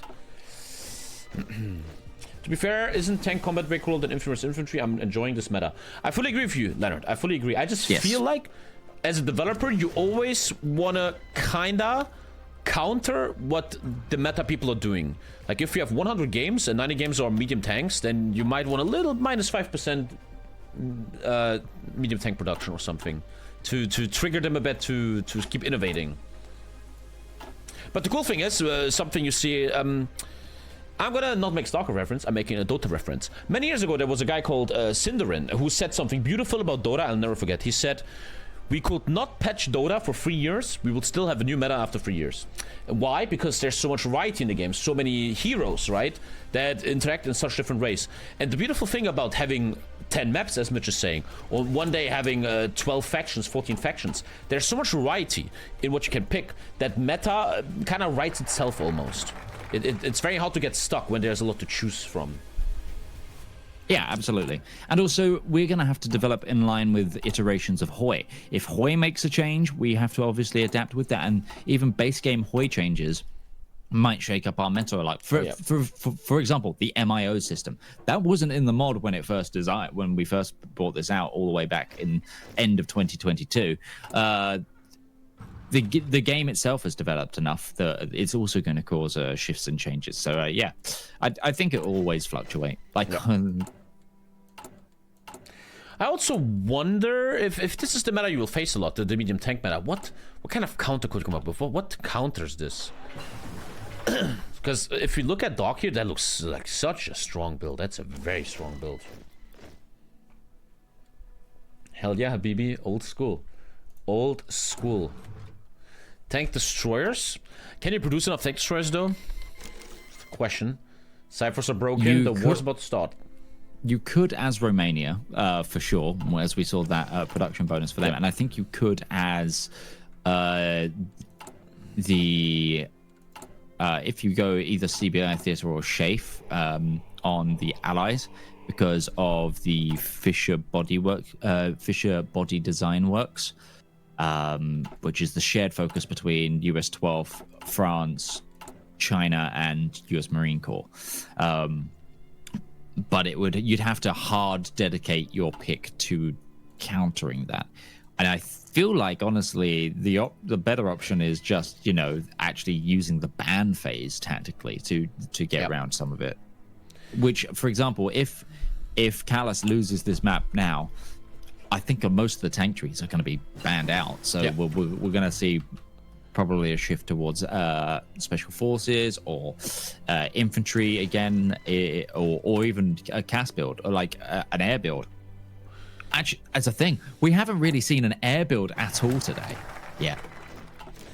That's what I liked about the grand final of the International. You had best of 5. Meaning after a while, there's so much stuff banned, they're forced to come up with new stuff. Do you guys know a structure of the event in Stockholm? How many games we will see there? How is that planned? Do you know? So it's over the 2 days. So it will basically be all of the quarterfinals will be on day 1. So a boatload of games then. And then on the second day, it will be all the semifinals into the final. So it's 8 people, right? Yes. Best of 3s? Best of 3s and then final best of 5. Okay. Long old days. It's gonna be a lot of Hoi games. That's so interesting, Chad. The event is 2 days. You pay $79 and it's 2 days. 2 days. Oh yeah. 4th and 5th. 4th and 5th and 6th. Can't remember. Oh god, I should know this off the top of my head. But 5th and 6th. 5th and 6th. Yeah. So there we go. Both players planning invasions. The meme invasions are starting, though nobody has a green navy yet, and they're gonna be the front line. The victory points of this map: Amsterdam, Cologne, and Frankfurt. Quite important here to take them. They also involve, resources, which is quite important. Frankfurt going to the Axis, normally Amsterdam going to the Allies, Cologne. On the Allied side of the river. Gonna be a big battle here. Oh, the Axis got there first. The 3 tanks taking it and defending it easily, and Marcel for the first time in this series on an advantage. Very nice. Yeah. Americans have to pay very big plane tickets. Yeah. That's why Europeans, let's be in Stockholm. These Americans, man. Well, that's also one of our main theories behind the ticket price. We wanted to go for something that's not too expensive, that still, covers our costs, obviously. But we wanted to go for a smaller event, so it's more obtainable for other people to come through. And I would recommend, friends, if you are getting your tickets to the event, make sure you do book your hotel sooner rather than later, because that is, I believe, the weekend before the week before the Eurovision is due to happen in Sweden. So ticket prices might fluctuate if you leave it too long. Yeah, Stockholm is going to be packed. It really is. A load of Hoi nerds, a load of Eurovision nerds. I joked as well to the Speed 5 staff that we should do a discount if people have Eurovision tickets. the Eurovision Hoi 4 connection ticket. Yes. And I people that say 79 seems expensive, I kind of will disagree with that, because if you look at the 2 days and how many hours you get, 79 divided by the hours you watch, you pay like, what, 5 to 10 euros for 1 hour of really, really big content? Yeah. And it's also, you get to be at the first ever World Championships. There's other things going on than just the games. Obviously, you'll be able to use the gaming bar, with all the LAN games and the online gaming bar. There's so much that you get with that. A guy just said, I pay a 40 cents Turkish Prime sub to watch 200 hours of Tommy a month. 40 fucking cents. Jesus. Erdogan needs to fix his economy. It will really be good for our streamers. And we see nice push in the north. Marcel holding though, but he could get close to getting all one again. It just feels like Doc is clicking him. Doc is right-clicking Marcel and has some kind of I'm going through butter bonus, like a hot knife, and he's just pressuring so hard. Let's take a look here on his side. A lot of green bubbles. He's just green bubble. He's battle planning him. He is battle planning him. I can't believe it. Marcel is getting wrecked. He is getting ulti-lighted encirclement in. That's 2 tanks down. Marcel is getting utterly wiped the floor with fear. He is getting battle planned. I cannot believe it. Both the builds look really nice. They look both competitive. But Doc is just miles ahead. It's not even close. Yeah, he is an unrelenting force right now. He's able to click and keep the pressure up across the entire line. He could be AFK. He could be right now in the kitchen and still win. This is wild. This is just a whole new level of Hoi playing that we haven't seen in a Commanders game for a long time. I can't wait to see Callus come up against people like Dankus, people like Segel, people that we've seen do really, really, really well in previous tournaments, even M7. Core, can you imagine M7 versus Callus? How good a game that will be? That'd be great. Yeah, that would be great. A big trip here if the man from China comes to Stockholm. I think he has to be getting a visa first. But that will be a sick trip for him, man. And a great storyline for him. Very, very cool. Doc has the best builds, and because he has so much lag, he needs to battle plan. Well, the battle plans are working. He is crushing Marcel here. A very quick 2-0 wipe is in front of us here. And Callus is making sure we have a World of Warcraft stream very fast today. I love that though, that he's offsetting his disadvantage of being so far away and being in China by battle planning and then taking over combats where he needs to. That's really that's big brain. That's honestly giving themselves a home field advantage against an unfortunate circumstance of this being a Eurocentric competition and then being all the way over in Shanghai, but still being able to keep pace. Wow. And I like what something in chat said. It's nice to finally see a macro monster. I like that. And Callus looks not like the craziest micro player in these 2 games, but his macro is outstanding. If you take a look at his logistics, he's missing almost nothing. His battle planning doesn't cost him anything. This is very impressive. Very, very impressive.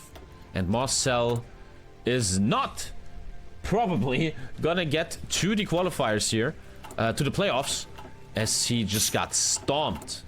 He's gonna get thrown back into the ping player. He's gonna get thrown back into the grinding pit. What's it up to 1,000 now? Yeah, 1,000.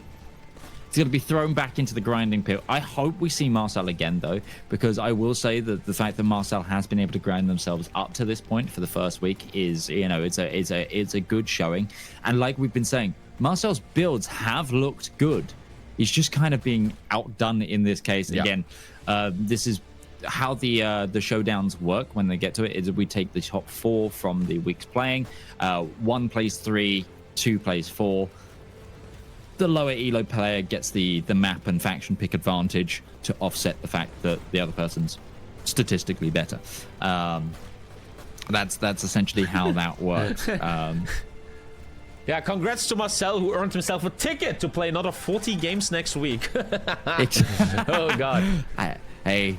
And don't forget, chat, anyone can join this tournament. Click the link down below. You can join the Discord and join this tournament. You can fly to Stockholm, fully paid, and play for $20,000. And meet me. Yeah. Wow. Yeah. And Mitch and learn the location of this elusive Japanese restaurant. Yeah. You're not gonna see Discord Pixel though. He's done. He's not around anymore. He's addicted to GTA roleplay now. He doesn't play Hoi 4 anymore.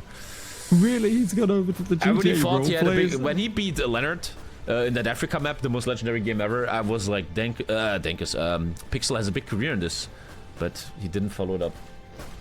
Gone to GTA. He has the Korean genes though. He could have been very strong. And there we go. There we have it. An utter stomp for Doc, taking down Marcel 2-0 very, very quickly, man. Jesus Christ. Do you want to interview them? You want to get them in? I mean, if they're in the voice rooms, we can. Well, I mean, we can ask if they want to come in. I'm gonna start getting the game set up for the next matchup for Dankus and things, so we can roll this right on the way. But yeah, if you want, you should be able to just drag them in. If not, I can drag them up here. I just got a message. I need to change this picture to a better one. 1 sec. And now we have a big game, guys. We have Dankus, the big mouth, the big talker. They call him my son. Against who? Segel. Segel, the young man. Wait, what the? Oh,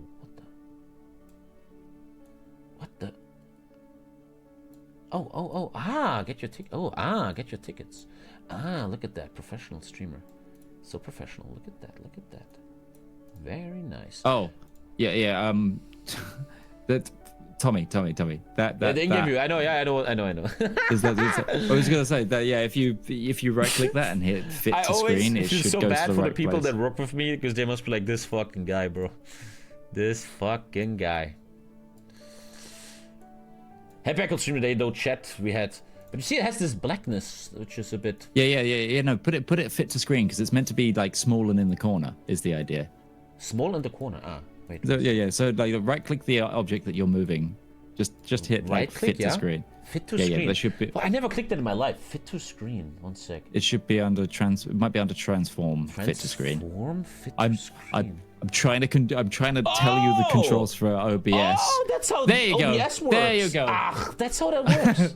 There you go, man. There you go, my man. Wow. I feel so bad for these people that work with me. But hey, it's the charm. You need charm. Look, it's just live, just like live telling you how to use OBS. It's cool. Sometimes I wonder how the stream even runs. We have a racing game now, guys. Dankus is very well known versus Segel. Segel is a young lad who texted me. Callus is in if we want to talk to him, by the way. Callus! Wait. Where's my boy? Callus? Ni hao ma? Peng yo? He's not talking. He's shy. It's okay. Take your time, Callus. I think his mic isn't working. You don't need a third game. You won. You're done. He doesn't talk, guys. I thought he was here to chat. Tommy is the only person who still clears this Cation Hoi 4. Hey, I never bug out. I never leg down games. How can I talk in this room? Hold on. Let me check. It might be perms. I just wanted to quickly tell the story, chat. I like this next game because Segel is a young lad who unfortunately didn't make it to the Hoi Potential. He tried very hard and he texted me a lot. A lot of people see me as a dad figure and he was like, I'm so sorry I didn't make it. I will try my best, Tommy. I will come back. And there he is. Segel is once again. If he wins here, he's in the playoffs. I like Segel a lot. A very young guy who doesn't give up. I remember texting with him and he was crying a bit. He was like, oh, I didn't make it. I'm so bad. I'm like, dude, stop. Hello? Be strong. Do it. Can I hear you now, Callus? Hello? Callus. Hello? How you doing? Good. Can Very you, good. oh, you're lagging a bit. You speak English, man. You live on the coast, huh? The Chinese on the coast speak good English. I don't speak English really well. But No, very good. still can. Hen hao. Doc, how do you feel after this win? How do you feel, man?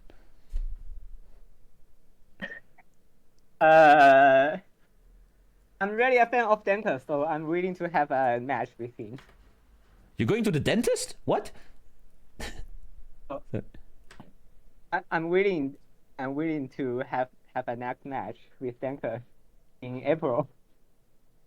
In April, you will fight Dankus. But Dankus needs to win first, right? If not, you're not gonna face him. But I see there's a big partnership between you and Dankus. Dankus talks about you the whole time. You talk about Dankus a lot. Is there some kind of Darth Vader, Darth Palpatine thing going on, or how do you explain this relationship? We both think each other is very strong in this game, I think. I understand. Well, Doc, thank you so much. You're a very exciting player. I'm becoming a fan of you because you are doing things no one else is doing. Very nice to see. And let's see if Dankus makes it to playoffs here in the next game. Is there any last words? I'm most confident at my strategy, but I'm lagging. I can't make Michael very well. So if you want to see me Michaels, you have to wait until May. When you're in Stockholm, there's no lag, and you can show people the true power. And also, a happy new Chinese New Year! Isn't that now? That's coming now, right? Chinese New Year is now? No? Next week? Yeah. Have fun. Thank you for this amazing gameplay, and I will see you soon. Thank you, Dark. Thank you. 再见. I did. I love this. This is fun. I like how video games connect people for the whole world. It's so nice. Yeah, big game now. I'm very excited. As I just was telling the story, Segel is a young lad that I texted a lot with, who was actually very, very sad that he didn't make it to international. But he doesn't give up, and that's what you sometimes need in life. Don't give up and keep fighting, and now he's on a path back here in this next and final best of 3 of the day. Dankus Mimicus versus Segel. Here's a commercial. Just kidding, we have no commercials, but normally there will be a commercial now, right? I mean, in that folder, I believe I sent you the video for the trailer for the event. If you want to play that at some point. Do I have a commercial? Wait, wait. Chat with Mitchman. Check that folder. There's a trailer. Chat. Example script, presentation, ad campaign, trailer. Oh, there's 2. Does it matter which one I do? No. One will have a voiceover on it. One won't, I believe. Hold on. Let me find you the right one. I have the one. I have it. Oh, we have a commercial. Chat, we have a commercial. I have never seen this. This is live reaction stuff. I like it. Everything's set up. Take a look at this, chat. Oh, damn. Do you know what would be so good? A massive event. Today, that massive event is about to become reality. Damn, the arena looks big. Wow, it's huge. Damn. Getting nervous. The greatest Hoi 4 event ever made. Only the best players will get a shot at the title of World Champion and the $20,000 on the line. Anyone can join. Anyone can compete. Sign up on Discord. Qualifier showdowns will take place every week over at tommykaylive.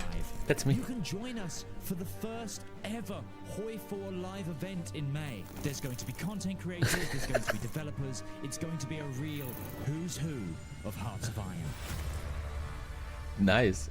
I like how a guy in chat said the first ever professional Tommy stream. Oh man, that's really sick. Wow. Mitch, man, you're doing great work there, man. Really, what you've been doing over these years. It's very, very important that we don't forget here, chat, who Mitchman is. He streams on Twitch. Maybe we can get his Twitch channel in chat real quick. This man has been doing so much work for Hoi 4. I think I've never met anyone that did this much work to help Hoi 4, especially esports out. And if someone deserves your follow, boys, it's my boy Mitchman, man. That guy is a goddamn legend in this community. Dankus versus Segel. Thank you, Sakil. Check him out, guys. So yeah, I wonder what the bands are. Let's do the bands. You have the ID yet, or that's later? Yeah, no, the map ID. Hold on, it's already out. I'll DM you. Sure. So we're gonna be playing on Sonnenbloom. Wow. Segel has picked Allies. Did he choose the map? Yeah. Ah, that's so interesting. Wow. We can go down to their room right below us. I think you can see it. Can you? Hold on. I didn't show the password. That's good. You might. There you are. You should now be able to see there's another voice room below us. Wait. Yeah. Yes. Yeah. I see them. I mean, you can go down and ask them for their bands if you want. Should be Dankus to band. Sure. One sec. Hey. What's up, boys? What's up? Segel, you chose a faction and the map, right? Yeah. Oh man, secret tactics. Dankus, how do you feel about an Africa pick first? Well, Africa side is, to be honest, not something I've practiced that much, but I do remember how to play it, so should be fine.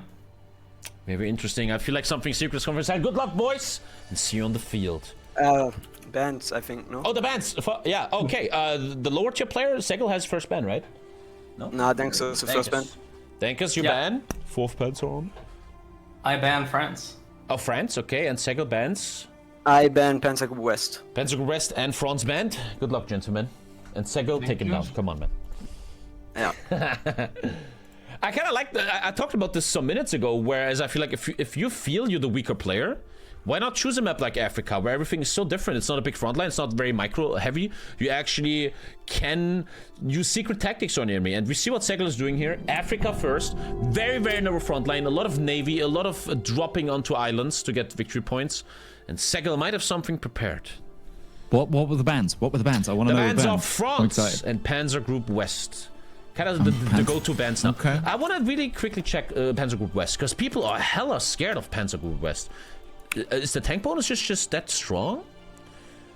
I think it's a combination of the tank bonuses and the commanders you get, like, because it's kind of the idea with Panzer Group West is it is the Axis version of US left that always used to be very, very powerful. But so it's a mobile warfare doctrine tree, which right now is said to be the best doctrine for this tank sort of stuff. You get a lot of trucks, you get tank spawn-ins, you get planes, you also get tank production bonuses, you have supply consumption reductions. And you also get some decent commanders. So it's all over just like a very, very solid pick. And then people are picking banning France for essentially the similar reason. You get a lot of production bonuses as France. You get the tank division that you get also has tank destroyers in it. So it might be because of that, the current tank destroyer method that we saw Dark do in the previous, like the first matchup of the best of 3. Plus you get a lot of manpower, you do get a fleet, and yeah, the production bonuses on France are huge, like bigger than US huge. And we see a weird convoy meme here from Segel already. I don't understand what that is supposed to be. Maybe for later. He's setting something up. Dankers, basic start here. Basic research. Everybody juggling industry. Very basic stuff. And we will see if Segel, with his map pick here, can surprise Dankers and get a quick game number 1 from him. Putting Dankers against the wall. It's going to be very interesting to see what's going on here. You're the Conor McGregor of 5-4. I often, as I'm a big MMA fan, I always wonder who they are in MMA terms. Like, who is Dankers in MMA terms? And we just... If Dankers is like old school now in terms of like he's a well-known name, well-established, had a career before MMA. Is he Brock Lesnar? Brock Lesnar. I don't know. It's so weird how Dankers coming in from like the WWE, like the old school MP sort of stuff, and that is into the new 1v1 combat. It's weird how Dankers is now like an oldie, you know? For me, he's so young, and he's actually an oldie now in Hoi 4. But chat really quickly, I think I'm Khabib and he is Islam Makhachev. I think that's what's going on there. And we just received a great message from Lisa that the kid's fever is gone. It's going down. Hey, that is actually... Congrats. Oh, we were in the hospital today, man. 40 fever. But then we got the good juice. The juice that makes the kid just see stars and clouds. And then... Oh, very important. Almost couldn't stream today, but we made it possible. Gucci.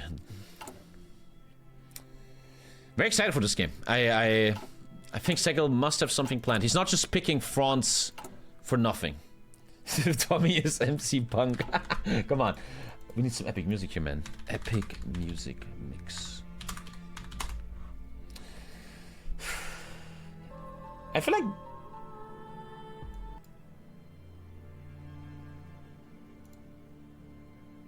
Wait, I have 2 times music on.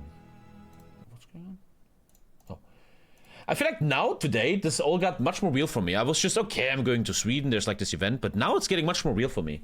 Much more intense. There's really good players. We're going to be in Sweden. We're going to meet each other. It's actually a really beautiful thing. So don't forget to get your tickets on hoyworlds.com. 79 euros. The event is for 2 days of big content. You're going to meet all the big names. Boku in there, everyone there. Hey, we're gonna Tommy, if you can quickly save this. Do you reckon you could host? Because apparently they're having issues connecting to my beautiful British connection. Let's try it. Sure, let's do it. So I think you're closer to both of them. Yeah, I so. think I'm a good host. I'm pretty sick. Let's see. I should be very good at hosting, theoretically. I'm hosting. Let's go. Chat, you have to scream at me 1st of December. Speed free. Yeah, 40 fever and small kids is very, very dangerous. Yes. That's not cool. Host a game? I'm hosting. Right click to copy the ID. I never host, I have to ID password is this. There we go. Yeah, I should be very good at hosting for these two guys. I would like to try to take you down after giving chocolate. As I always say, I said this for years. If you meet me RL, we can always wrestle. No problem. Why specifically wrestle? I love wrestling. I like wrestling. Big Okay. fan. And you know, it's just a thing that as a streamer, my chat always talks shit. Tommy, you suck. Tommy, you bald. So I'm like, oh, we're gonna wrestle. Let's wrestle. Let's wrestle. So we're waiting for Segel.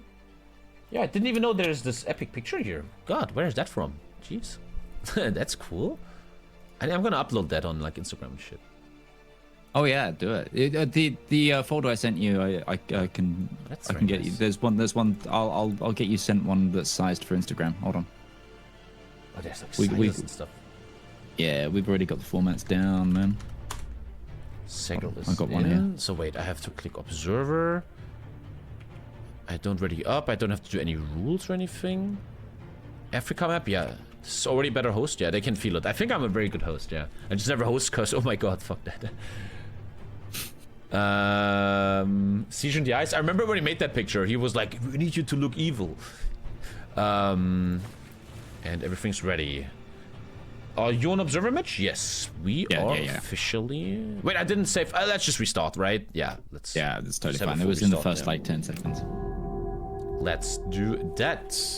Scream So at me good. about speed free at 1st of January, 1st of December, chat.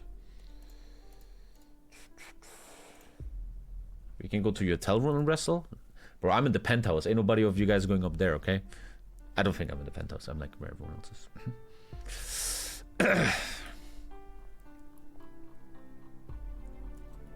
Can we just hug when we meet RL? Yeah, we can just, you know. It's a bit boring, but we can hug. No, we can't hug. It's weird. I don't know if you guys showered. I don't know. Do you train? Yeah, I have wrestling now every Friday. It's so hard, man. I've done a lot of sport in my life. Wrestling is by far the hardest sport I've ever met. I'm so exhausted afterwards. And there we are. Speed 4. Wait for the ready ups. Let's do this. We're going on the player map mode. Segel and Ankus are ready. We're starting from a new with a better host. Let's take a look. There's no way, Tommy, you could expect people to shower before going there.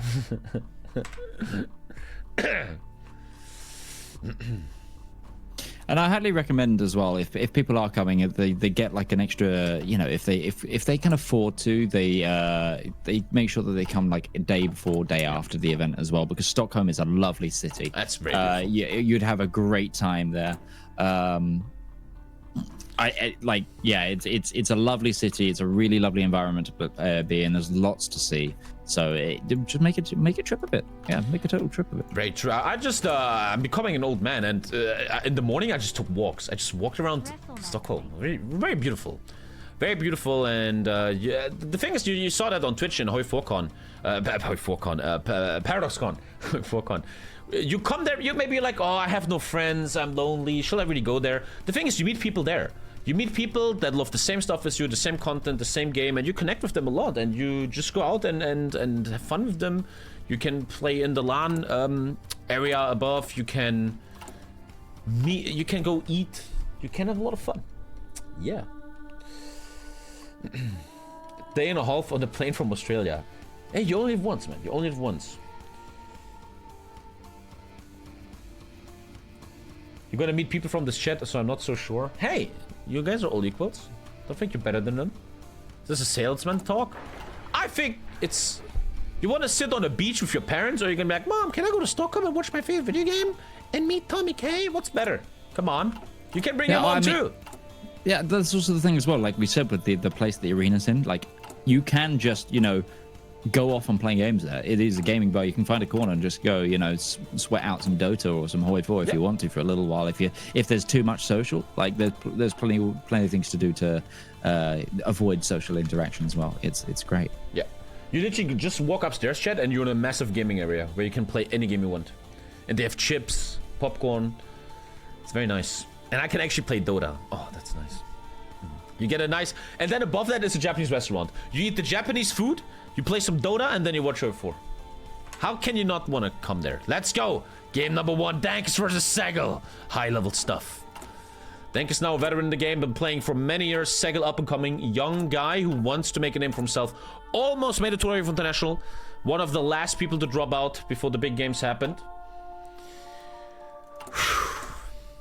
Already building an airport very early and a railway where Dankus probably just doing mills. Yeah. Both players want to see anti-air. We might see a bit of air here on this. Let's go, gentlemen. Yeah, we might. I think you're right there. I think we might see some air this time around. Like we had an entire matchup with no air that time, but this map you can't afford to either go no air or no navy. You're gonna have to commit to one of those other branches of the military just to be able to get all the VPs, because it's a 5 VP map with 2 of them on islands. So you've either got to have paratroopers to take those, or to go navally.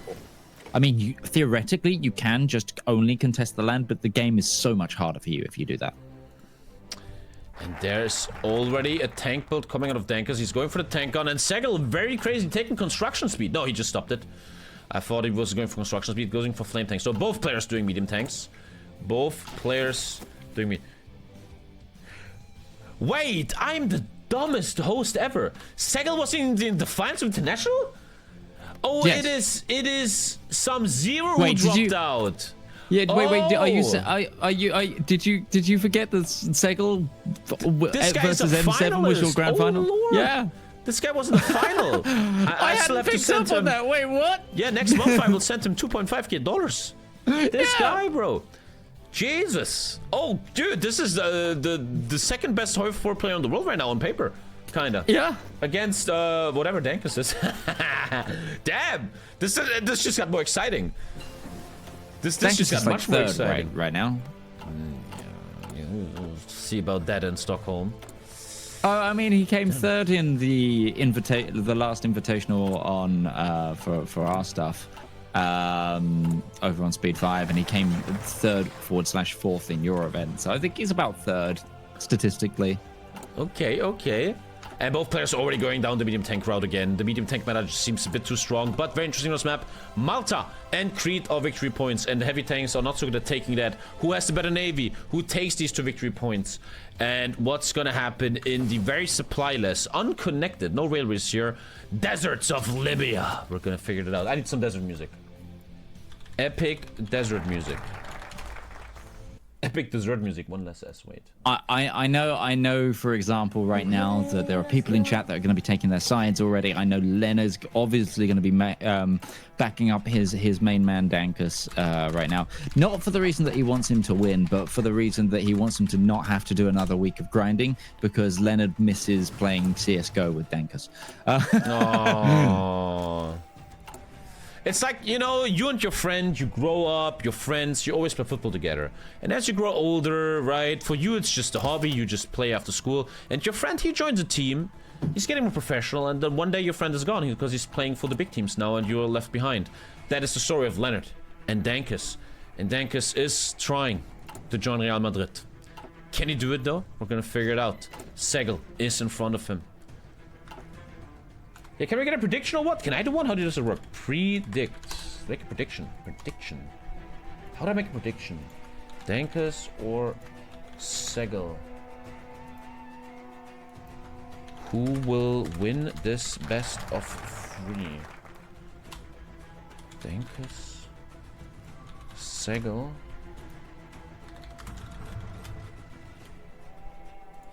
And 5 minutes. Gentlemen, the vote is up. You can bet now. You can bet on this game. Wow. So Segel's already put into production a medium tank, by the way. Version 1. Using a basic medium tank chassis, and it's already a different design to what we saw Dark doing.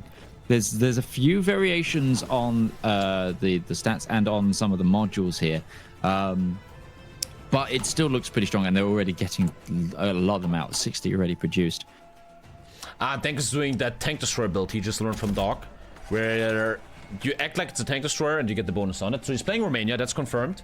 But don't forget, he loses 40% breakthrough. But Doc was very strong with it. He crushed Marcel with that build.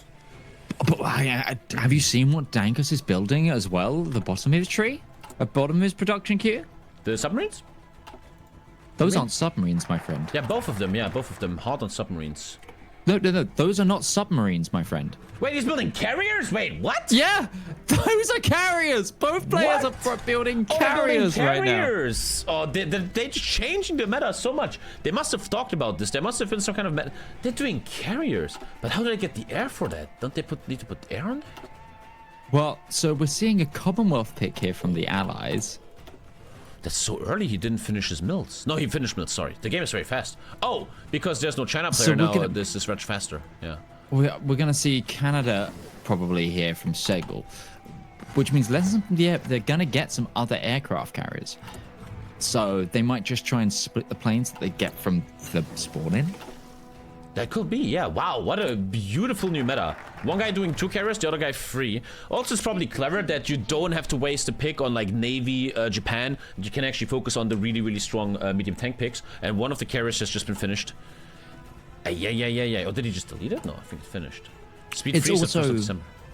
Yeah, it's also, I believe it's faster to make carriers than it would be a battleship, and naval supremacy comes from the production value of a ship. So I think it's for naval supremacy. Carrier Hulk MK1. It's completely empty. Oh, these guys are exploiting. They're building an empty carrier to get naval supremacy.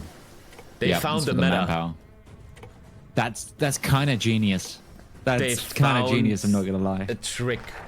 Yo, Leonard, you should be on this, man, I think. They're building fake carriers just to have supremacy. Yeah, it's just made out of pykrete, or whatever that ice sawdust thing. But don't forget, Brits there's certain tried to make. focuses. Like this just taken Mediterranean fleet bonus. And this is a real fleet, and I might just destroy these 2 carriers very quickly. The problem is they want to just take the island in the early game and just entrench the island and never care about it again. But these carriers are as strong as a piece of driftwood. Pretty much. These guys, that's fake carriers. Okay, medium tank spam coming in. Danker seems a bit ahead at the moment in the tanks with 300. No, Segel has almost double the tanks at the moment. But don't forget, on this map, the front line is very small and has very big issues with supply. The cardboard carriers are entering the fray. An interesting difference as well is that it seems that Dankus is building AA instead of artillery, and is only just starting to build artillery, whereas we're seeing purely just artillery from Segel. Maybe Dankus knows that the Allied tree has an air spawn, but it's only fighters, not Cass. But luckily, the Canada also gives him 150 fighters. He's not gone for Canada. He's not gone for Canada. He's gone for Commonwealth. That's So he's not going to get the extra ships from Lessons to Dieppe. He's going to add his current carriers to the Mediterranean fleet. He's going to get the is it 150 fighter planes from Desert Air Corps. This is really good read that Dankus is building AA, because otherwise Segel's just going to have complete air superiority. Yeah. So Segel spawning 150 airplanes, which will give him green air. Dankus has nothing on air. Romania also doesn't spawn air. Now going for civs. It looks like he took the focus he wanted, which is probably the bonus on tanks, and now he ignores the rest and just goes straight up for civilian factories right now. The war's how far away? It's right here! The war's here! Speed 3 coming. Thank you for telling me about on it on 1st of December. Dankus versus Segel, game number 1 in Africa. We're going in. Who will take the islands fast? We have interesting fleets here. Very, very bad fleet for Dankus. Not even an admiral. Bit of a lazy micro, I might say. And Segel's fleet, double the size, and also no admiral. And here we go. Who takes which island? We see these solid carriers. Looks like these carriers were only meant to get naval bombers up. No, fighter carriers, green air. They just want to have green air. Look at that. I think it's all for the naval supremacy, and the Allies are going to take both Crete and Malta right now because the Axis invasion is completely stalled. This is a very big early game for Segel, taking both the islands, giving him now the lead in victory points. And you could almost argue then Dankus wasted time here. These two carriers didn't do anything.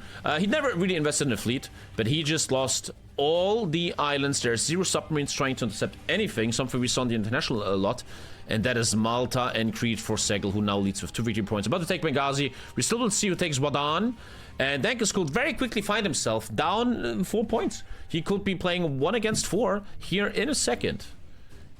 Yeah, but if it turns out that Dankus has made the right bet in going for this TD build that he's aiming to do, he might just be able to push out on land in the late game. Remember, we saw that Dankus against M7 game on Sonnenblume, where he lost out by a fraction of a time. Oh, yeah. If he can make that push on land earlier, this game might go in his favor this time around. Yeah.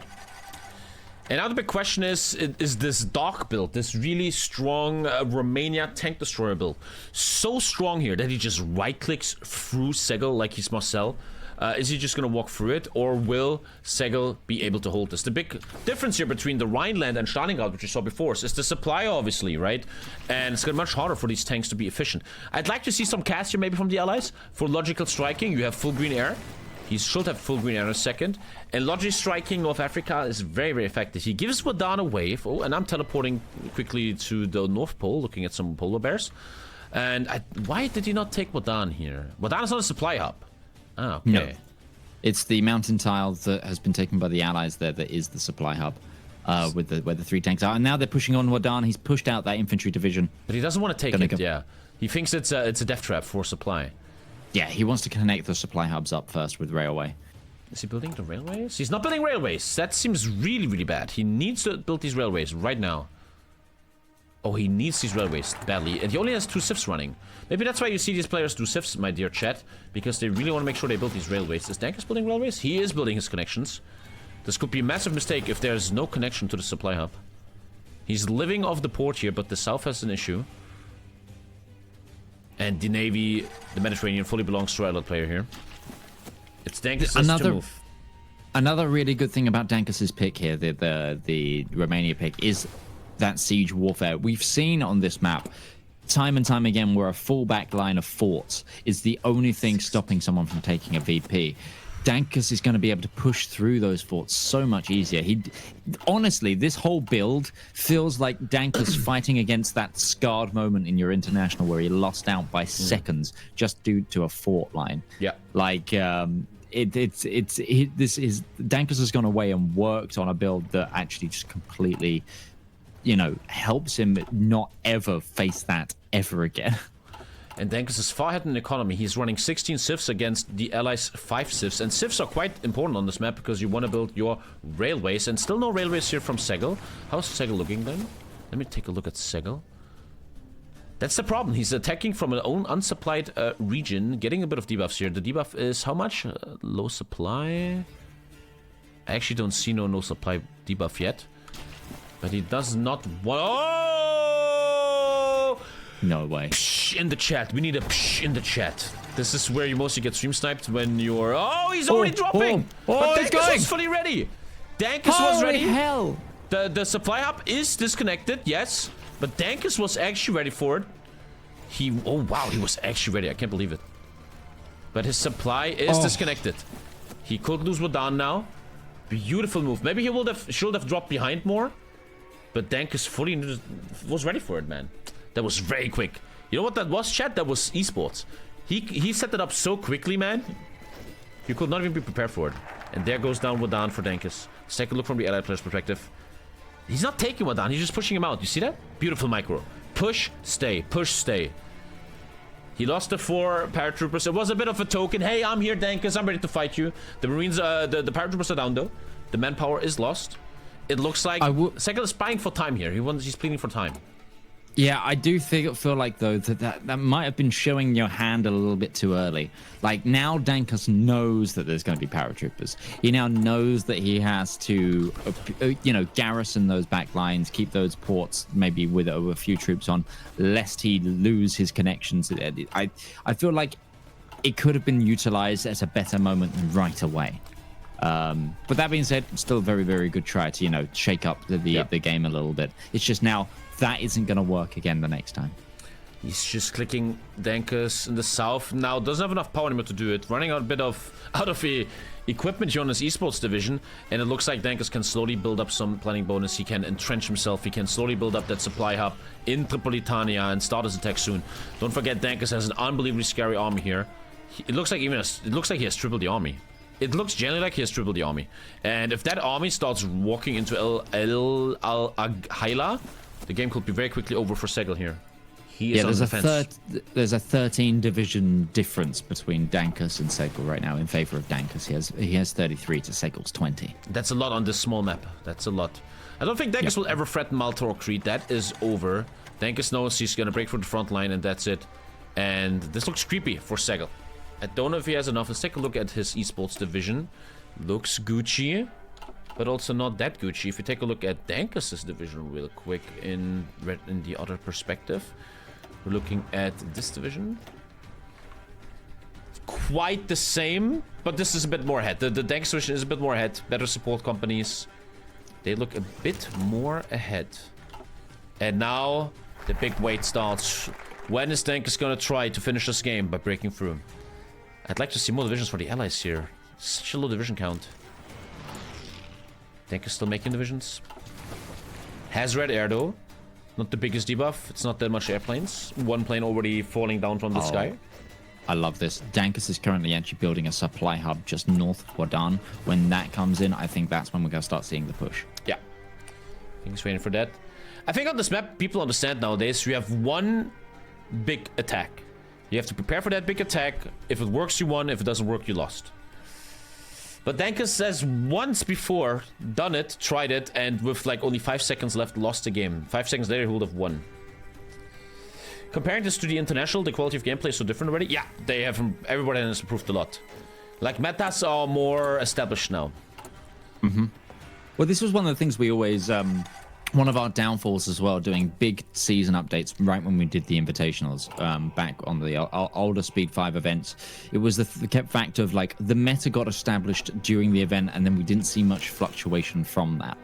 These players have had essentially this season of a mod now for a couple of months, and it didn't change hugely from the season 3. There wasn't a great development other than undoing the major oversight that was Mass Assault for a little while. So these players feel far more comfortable, and also with the nature of how this event is working, unlike all of the others, all of these players have so many more matches and have fought so many more opponents. There's more brains, there's more, it's just a wider player base. So we're going to see these sort of new developments. And I honestly wonder if we'll see a complete shift in the meta by next week. It really could even happen. I would say APM is much higher now. Again, I played my own game last week, and it's so much faster now. The time one's faster. You have to really click a lot. Dankus needs to still build a railway to connect that supply hub. There it is. Dankus Time flies by. has a telepathic connection to me, and the focus is not that important anymore. The question is really now, can Segel hold this? I don't feel like Segel looks that strong right now. Hopefully he sets up a strong bombardment. That's going to help him a lot. He has the naval advantage. His navy is just on combat raiding, but there's nothing to raid. Segel might be overestimating that Dankus is trying to take Malta. Having some battleships for a shore bombardment on El Aghaila could be quite supportive. He has the green air. Already 3 planes fell down to the accidents. And the efficiency is only 64%. Dankus is preparing his big boy push. That's what's going on now. Now connecting it with the railway. Supply for Dankus. Let's take a look. Is it green now? It's pretty much almost green. Dankus cold start now. Dankus has a lot of trash divisions, basic infantry, and then his big pushers, which he's training right now, are these Space Marines. Space Marines, the big boy meta thing right now. Everybody playing Space Marines. They look very strong. Again, chat, these stats are fake. There's a bug in the game. These are not the real stats. The stats are probably very, very, very strong on this guy. Don't think if I can... That's a real stat. Now we see real stats, yeah. That's pretty good stats. Let's take actually look, chat. I need your help here, chat. We're looking... Write this down, chat. I'm writing this down. I'm writing in chat. 400 soft. 234 hard. 300 defense. 300 break. on 19 armor and 68 pierce. That's a Dankus, and you could even say dog division. And if we now compare these stats to our friend Segel, who also obviously has a... Oh, he's using the esport, isn't he? Yeah, he's using the esport. And so we have... Dankus has better soft attack. Dankus has better hard attack. Dankus has the same def. Dankus has a bit less breakthrough. And they both run the same armor and the same piercing. Kind of the same piercing. Dankus has more piercing. They're kind of equal. They're very, very equal, to be honest. What on earth is the, in air quotes, elite division that Segel has made up? That template is nothing like I've ever seen. I don't think that even makes sense. I don't understand. It's over Dankus bros. He's trying something with I don't know what that is. I don't think that can paradrop. Segel has 10 more orc on his tanks. Okay. It looks like it's not so much who has the better tank. It's a lot about who can provide the most tanks. Who can really make sure they have green equipment. Segel is missing 600 tanks. Why though? He just made his divisions bigger, I think. And there's the attack from Dankus. A easy defend here already for Segel. Let's take a look at the stats. Enemy air advantage is how much? Terrain is minus 50. Jeez. Why is there an air advantage? Wait, did he lose? No. But minus 50 terrain. Bit of maybe troublesome thing for Dankus to attack a mountain here. We all know tanks don't do well in mountains, where we have a desert in the north. I wonder if it's going to be more beneficial for Dankus to actually make break through this currently unoccupied tiles and try and make a push for Elegalia and kind of leave the mountain and then let it be encircled. It's, I mean, it's easier said than done, but I think that little probing attack might now be like ticking in Dankus's mind to do that instead of trying to deal with this mountain. It was indeed a probing attack, and now he's building a second supply hub, which shows a bit of indecisiveness. He could have already built this a while ago. He did need this one. This shows that Dankus is a bit in the dark here. He needs to make sure this push is strong. I think he trained his tanks up fully. A bit of untrained. This is a bit of a thing people should never forget. I mean, he has it most of the time. But for example, my dear chat, he could easily train this guy to have 25% more stats, which is unbelievably big, right? But they're very, very trained. Let's take a look at the training level of Segel here, who hopefully is trained. He is using his esports division right here. And they're very untrained. They don't have a 25% attack bonus. A nice advantage for Dankus here. Always so important. I just learned that later in my Hoi 4 life, that training divisions is so important. 25% modifier, that's having a battleship supporting you. Yeah, that's huge. I think Dankus is going to be waiting for the focus that he's currently doing there, the conductor, the second to last, the penultimate focus of Romania here, because there's going to be a huge division attack increases, the 10% division attack on those. Yep. He's just got the siege warfare benefits. Then I think we'll start to see a real breakthrough happening. That being said, he's already making a move now on that mountain tile. It was green for a little while there, but the reinforce has come in. Still good. If he can org click this battle with the right timings, I think we'll see. He's trying to get a reinforcement meme. But the terrain debuff is so massive here. I don't think this is so strong. I don't know. Yo, Sissy, you're watching, right? Sissy, can you guys get me this picture without the first stream? Because the first stream is over then, and I can post this on my socials. That will be great, if that's possible. I can probably do that. That'd be nice. I think I've got the PSD. Without that text, I can put it everywhere. And he broke it! He got the reinforcement meme! I can't believe it. This is Hoi 4 in its true state. He has a massive terrain penalty of almost 50%, 30 to 50, and now broke the tile. And it is supply hub. It is a supply hub. He needs to connect it though. But this is strong. And there is the reconnect. But still, red bubbles. He cannot hold the supply hub. He got reinforced memed. You need signal. You need radio. And you need more divisions than that. You shouldn't lose this tile. And now the big push of Dankus is becoming very scary. Desert is even better for him than a mountain. The air as soon as you saw that green light of that battle winning, there was activity all across that front line, and just all of that space has now been taken by Dankus, and this is a really good conversion into this hold. Both players lost the same amount of medium tanks here.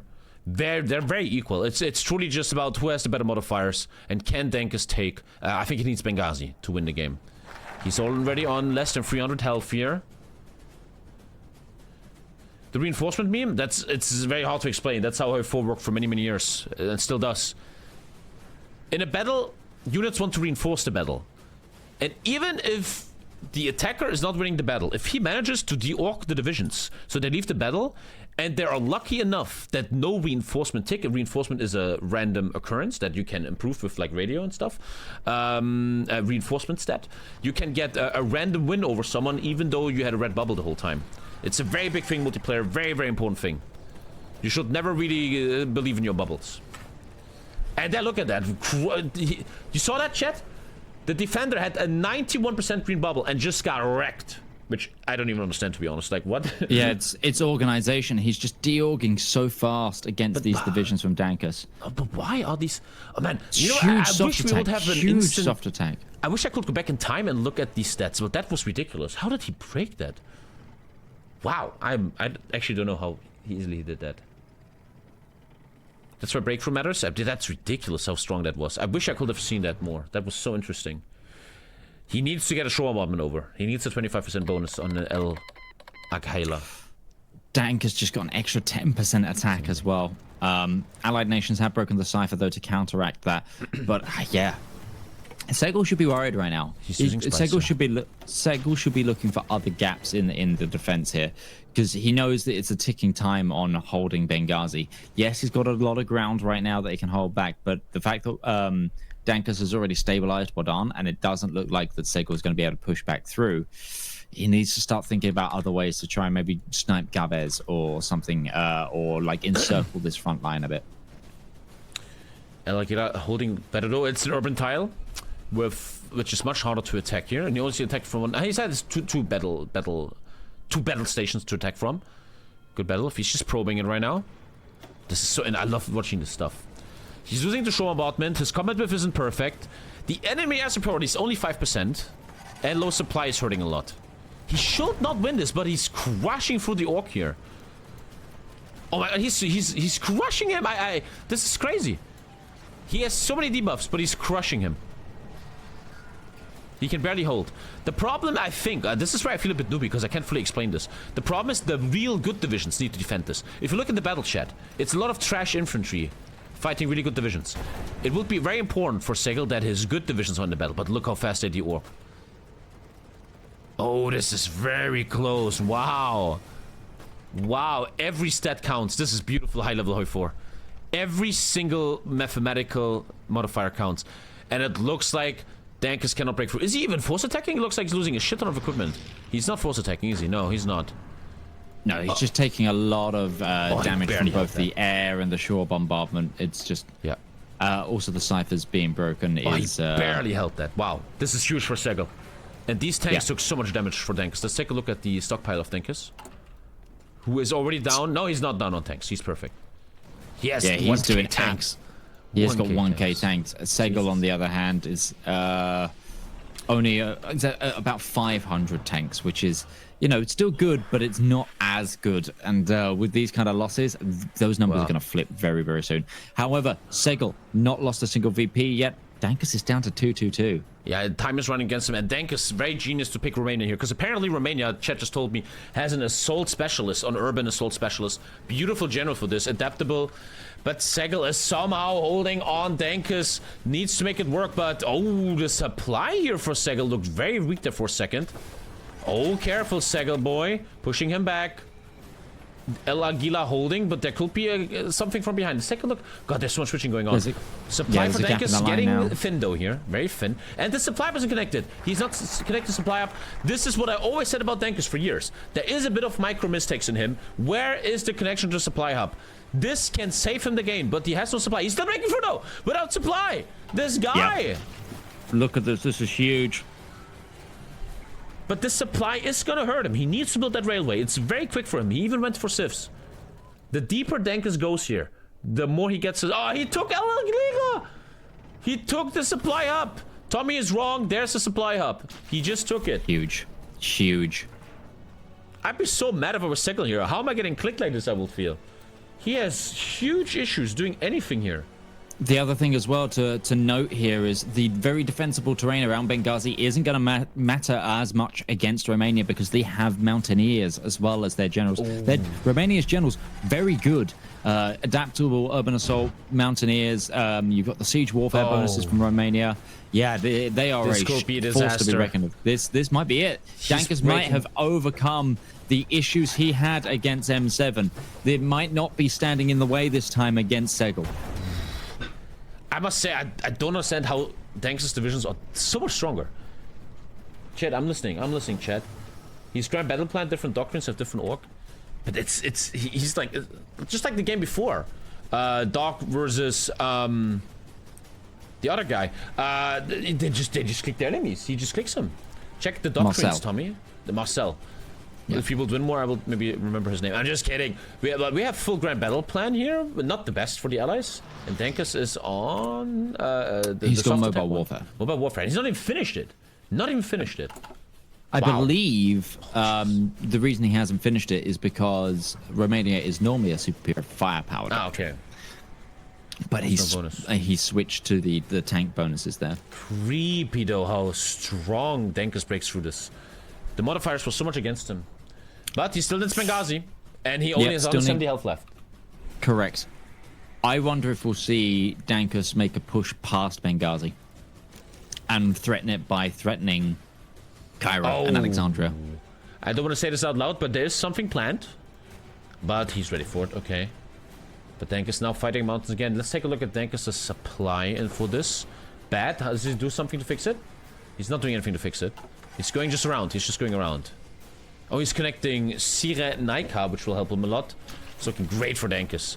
I think with 160 health left, Dankers has a lot of time to bully his way to a victory here.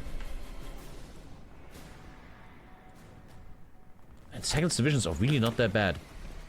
But they look like they're just being toyed with. But then again, I feel like the paradrop could have been a bit stronger earlier. He could have done it a bit more behind. He could have done it like here. And actually cut Dankers off. Well, that's also the thing I was saying. Like, right now, Dankers is... His backlines are still prepped for a paradrop. I feel like Segel showed his hand too early. Like, if this paradrop came in now, I feel like it could devastate Dankers. Like, I don't think he would be as prepared for it to hit. Because now that it's been shown, it's been showcased, it's prepared for it. It's not going to happen again. The chance is gone. And I think the chance was blown too early. And the supply in Benghazi looking very bad. There is a rail whale missing. But what will Dankers do now? Dankers on defense, 140 health.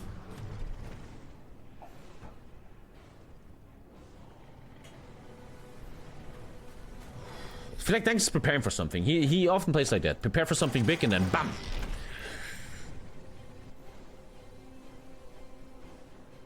He's taken a lot of space, but he's only got 130 victory points to play with now. He's got to make a push for Benghazi soon. And there's the panic mode. I call this panic mode. When people start building forts, that's when they panic and want to survive. The forts are being built on the Benghazi mountains for Segel here. What is Dankers preparing? What is Dankers waiting for?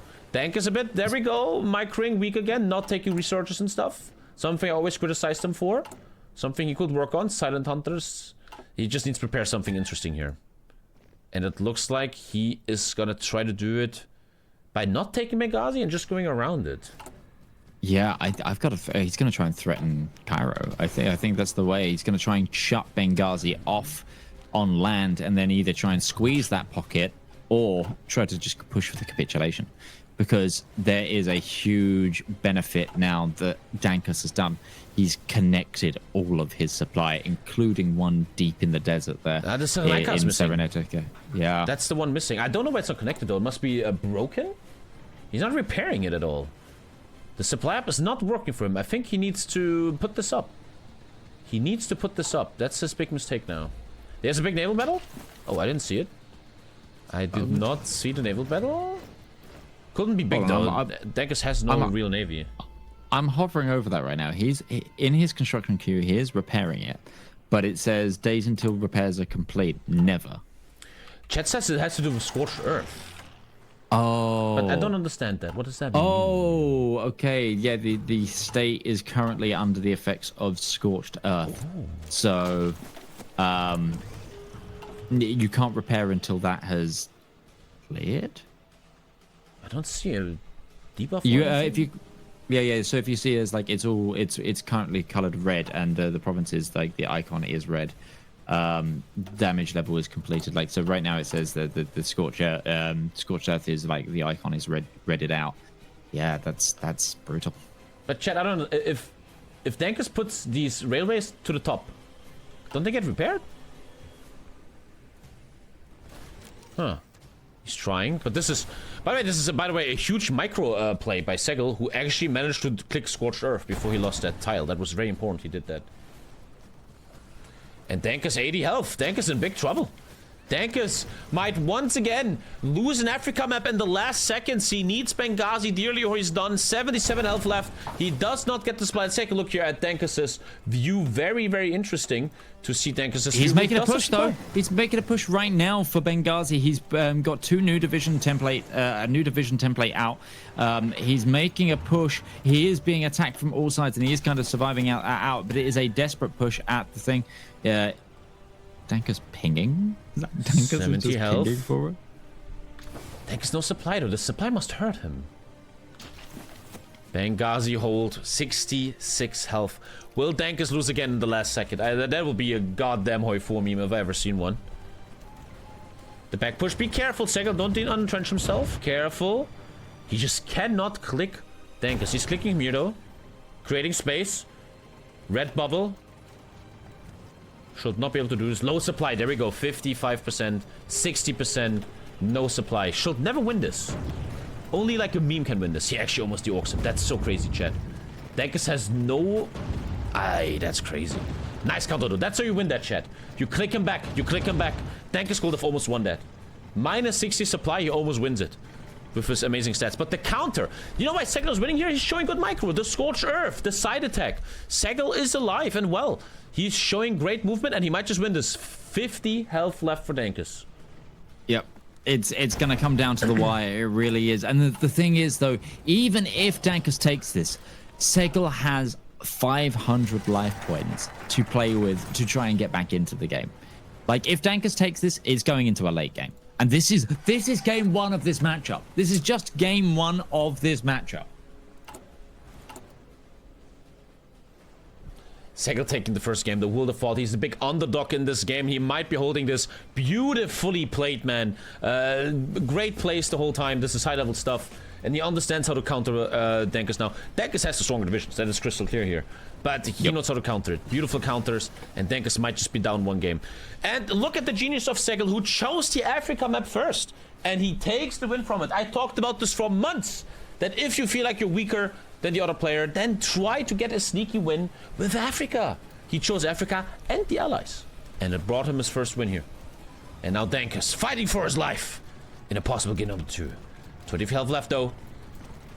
Oh, Dankus in front of Benghazi again. He needs to make it happen right now, but the counter clicks come instantly. He doesn't want Dankus to have an opportunity to even attack Benghazi once. Counter, counter, counter. And it looks like Dankus does not have what it takes right now. Show bombardment. Everything is there for him. 17 days, 17 VPs. 15. Yeah, this is not looking for good for Dankus. So we have to ask the question: what do we think Dankus is going to pick as his next map? Because he's going to have the choice of map and faction coming up. Dankus has always been a guy that learns a good build from someone. It was back in the day Leonard. Now it's Dark, and then loves abusing that. So I'm guaranteeing you we're going to see Rhineland or Enemy at the Gates, and he's doing a medium tank spam.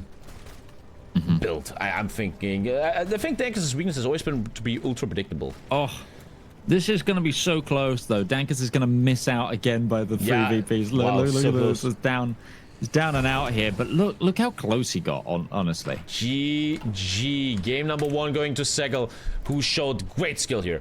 There's the reason this guy wasn't in sick. Wasn't in the finals of the international. That was beautifully done. Very well done. Not that you remembered that. What I like to see here is that you see games where skill wins games, and not just builds. Segel made a lot of crucial decisions there that won him that. Let me host the next game. I think you're right, though. It brings in perspective just how, like, the actual mechanics of the tournament can change the game in terms of, like, the map picks, the bands that you're picking. It's all another level that players need to learn and get to grips with in order to know both their own weaknesses and also the strengths of their enemies in terms of, you know, taking the good cards away from people if needed. I'm going down there real quick to ask for picks and bans. 1 sec. Airbug. Segel Dankers! Hey, what up? What up? Dankers noob. Anyway, the loser, Dankers, has a map and a faction pick. Dankus. What you gonna do, man? Don't text Leonard to tell you tactics how to win. Tell me a map. No, Ryan.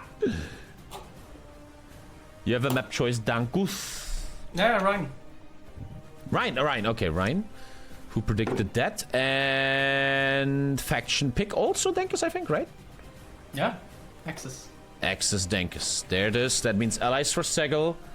And now Segel is allowed to ban an Axis faction other than Panzer Group West. Yeah, I'm gonna ban Romania. Very nice. And Dankers are banning Canada. What are you gonna ban? I ban, what's it called, Soviets. Soviet, left side Soviets. Yeah. Soviet left, yes. I got Not you. right side. Less and less tank spam. I see you guys later. And it is tank Russia ban and Romania ban. And like I told you, Mitch, I told you, Dankers is so predictable. He loves the Rhineland. He is very used to this map. He will try to probably make big space marines with medium tanks and out micro and overwhelm Segel. We saw last game, Dankers' division design was much stronger than Segel's. And on this map, he can abuse that much more. So you are ready, they're all ready, we're going in. Absolutely. Yeah, I feel like this is going to be, you know, this is going to be really, this is going to come down to the micro even more so because, like, they're both going to have very solid builds for this map. Both these players know and love this map. It's going to come back down to this new meta and how the players use it. And once we have a question from chat, why does Dankers fear left side Russia? And very quickly to tell you, it seems the big meta focuses. The big meta focuses everybody wants are these ones. Let me show you. The focuses that reduce production value of medium tanks. This one, medium tanks minus 30. Across this board, you see certain focuses. Who has another one? I think it was Canada. No. France has 2. France has 2. That's really, really strong. The big meta right now in this, which was not international, is here. Anything that reduces production time of mediums. That's what everybody's into. Yeah, and it's also the one to the right of that you've currently got hovered over. It's the legacy of French innovation and Fisher body design works that do for France. Plus, they have Arsenal democracy. I think it overall ends up as like almost a 45% to 50% discount for France. It's huge.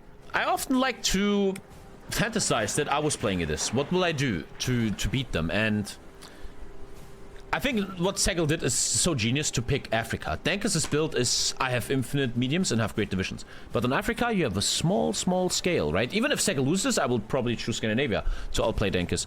And one weakness I saw in this build and seen Dankers is at the end of the game, Dankers just lost a game with 4,000 mediums in the bank. And I always believe a very, very good Hoi 4 player never has too much in the bank. He uses everything. These 4,000 tanks were not part of the attack of Benghazi. These 4,000 tanks didn't do anything. And maybe something you can find a weakness there to play with that. But very interesting how people will find solutions to this kind of meta to beat this medium spam tactic. Yeah. We will see a shift in the meta, 100%. We always do. Like, up until very recently, this whole mod was very infantry focused. Only now are we seeing these tank builds come in. There will be another flip-flop the other way. It's going to happen, and I'm so excited for when it does, because the beautiful moments are when the game is just about to shift meta, when the meta first emerges, because you still see people on an old meta fighting off this new meta, and then sometimes you see metas from 2 seasons ago also get rebirthed, and it's just I'm looking forward to when finally someone has the answer for this one. And yes, yeah, that's something where I feel you can switch it up a bit. These 4,000 tanks, right, that Dankers had in the bank, all these mills could have been on maybe Green Air, maybe some CAS, a nice modifier on Benghazi, True. man.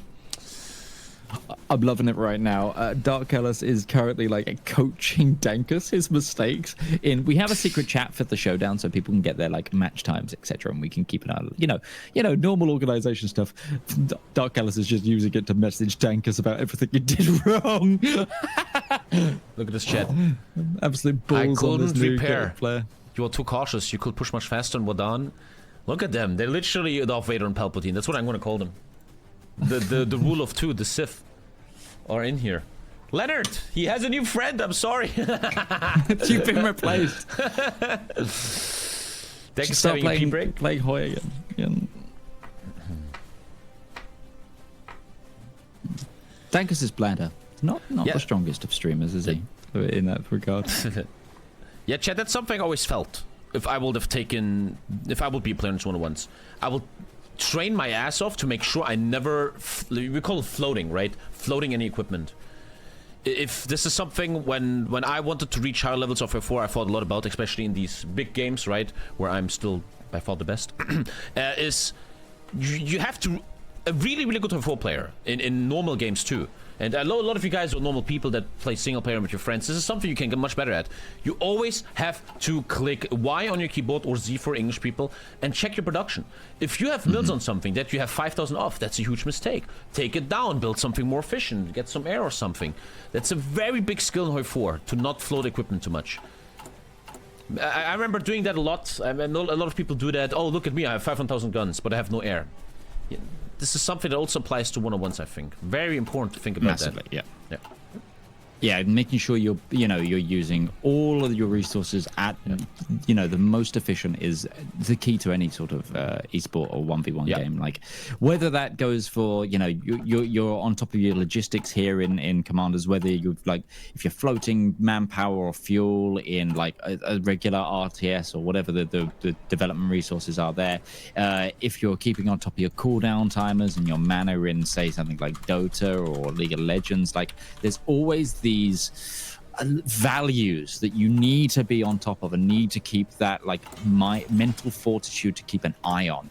That if you're not using it efficiently, you're restricting yourself with how well you can play your game. Yeah, like you could click like a king, but if you're not spending the things that you've got stored up and you haven't got the mental bandwidth to keep on top of that as well, you'll lose just because someone else has that. Full stop. I remember when I started playing these 1-on-1s, there was this this is a great example to explain what a good player looks like. I started with putting 5 military factories on artillery. And I realized with my infantry spam being done and I have enough army, I have too much artillery. Then I play a game where I have 1 on artillery. Oh, you're missing 2 on artillery. And it's the training that teaches you, oh, I need like 2 on artillery on this map and in my meta.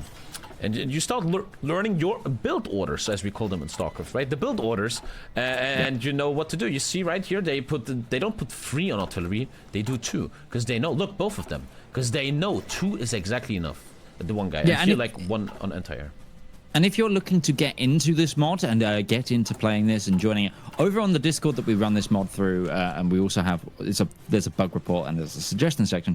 But one of the things we have there now is a guide section where people from the community, such as SumZero, who's done well on the tournaments before, who's done all sorts of things before, like I believe other just well-known players have all put in guides there now. There's beginner guides, there's like build orders, so there's a place to start from on that.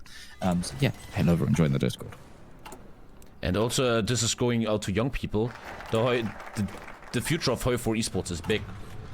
Dude, we're gonna have a rank button in Hoi 5, okay? So young kids, start getting good. You didn't make no money anymore in like StarCraft and Age of Empires. What is that? Come on. Hoi 4's the future. That's where you can make a living. And tell your mom, hey, I'm a gamer. I have a real job now. Dankus, I think the favorite here. He's very strong on this map. It's his go-to map. He has his spam tactics, and he just overwhelms you with good builds. Yes, Age of Empires has a lot of pay, but will you be in Age of Empires for a pro? No, you will not. Hoi 4's fresh and new. A place to start.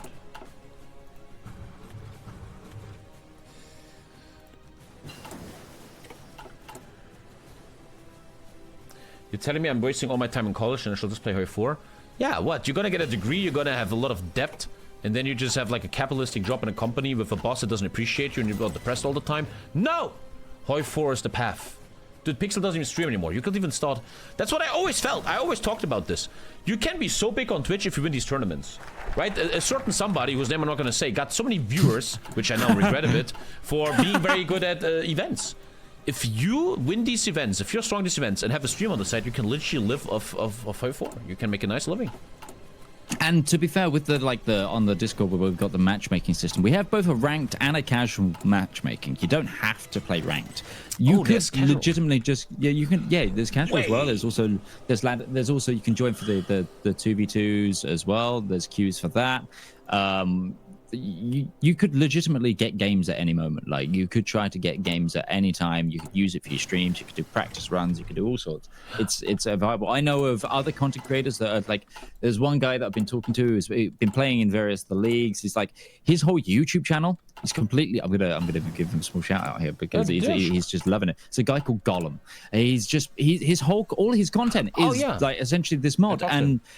But he's doing decently with it. Like there's room to be a content creator if you want that. And you know, if you are making content about this mod, let me know and I'll see if I can signal boost it on our shit as well. Like we're always here to try and grow our own community. Oh look, Chad! I just saw it. This guy is a YouTuber about the 101 mod. How fucking cool is that?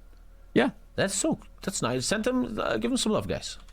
He's working on a really cool video. Like I've been talking about. He's gonna start doing like analytical videos as well of like past matches and stuff. They're gonna be super cool. That's actually really sick. That sounds really sick. Wow, that's so cool. I have a question to you. I have this deal with my chat that I have to play 1-on-1s. They want me to see that, but I don't want to play against sweaty people that will beat me anyway. Can I go to this Discord and apply for like a casual game and I get a random casual? Yeah, if people are queued up, you can, literally, if you go over to the Discord, we have a match finder room. If you type in there /join, basically right now you'll see that there's two bots. There's one that's called, actually right now you'll only see the casual bot. We have two. We have the esports rank bot and we have the command staff bot. Command staff bot, which is elo ranking bot. That's the one we use for casual, and you can join 1v1 casual, 2v2 casual with a pre-made or 2v2 solo queue.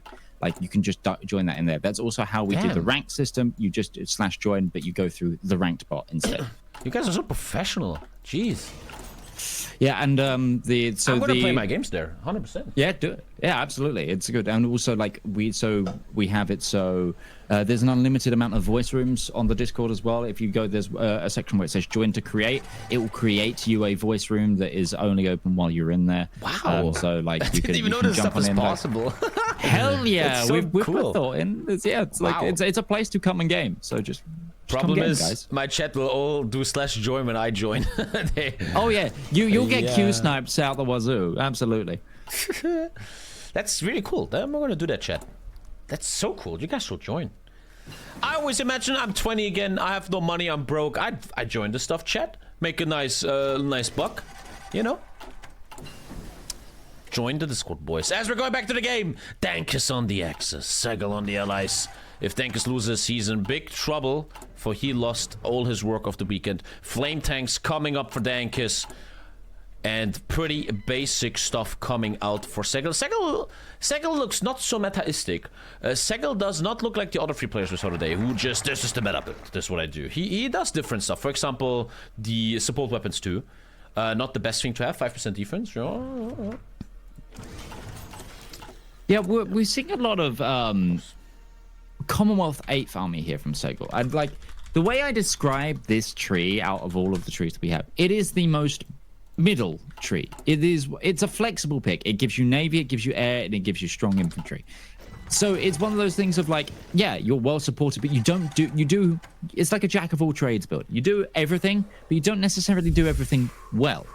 Whereas Dankus is going for this hard, like right now he's going for Hungary. He's continuing down the idea of, okay, 2 of the tank trees are gone. I've got to go to tank tree number 3. What about 3rd tank tree? To quote our favorite hobbits.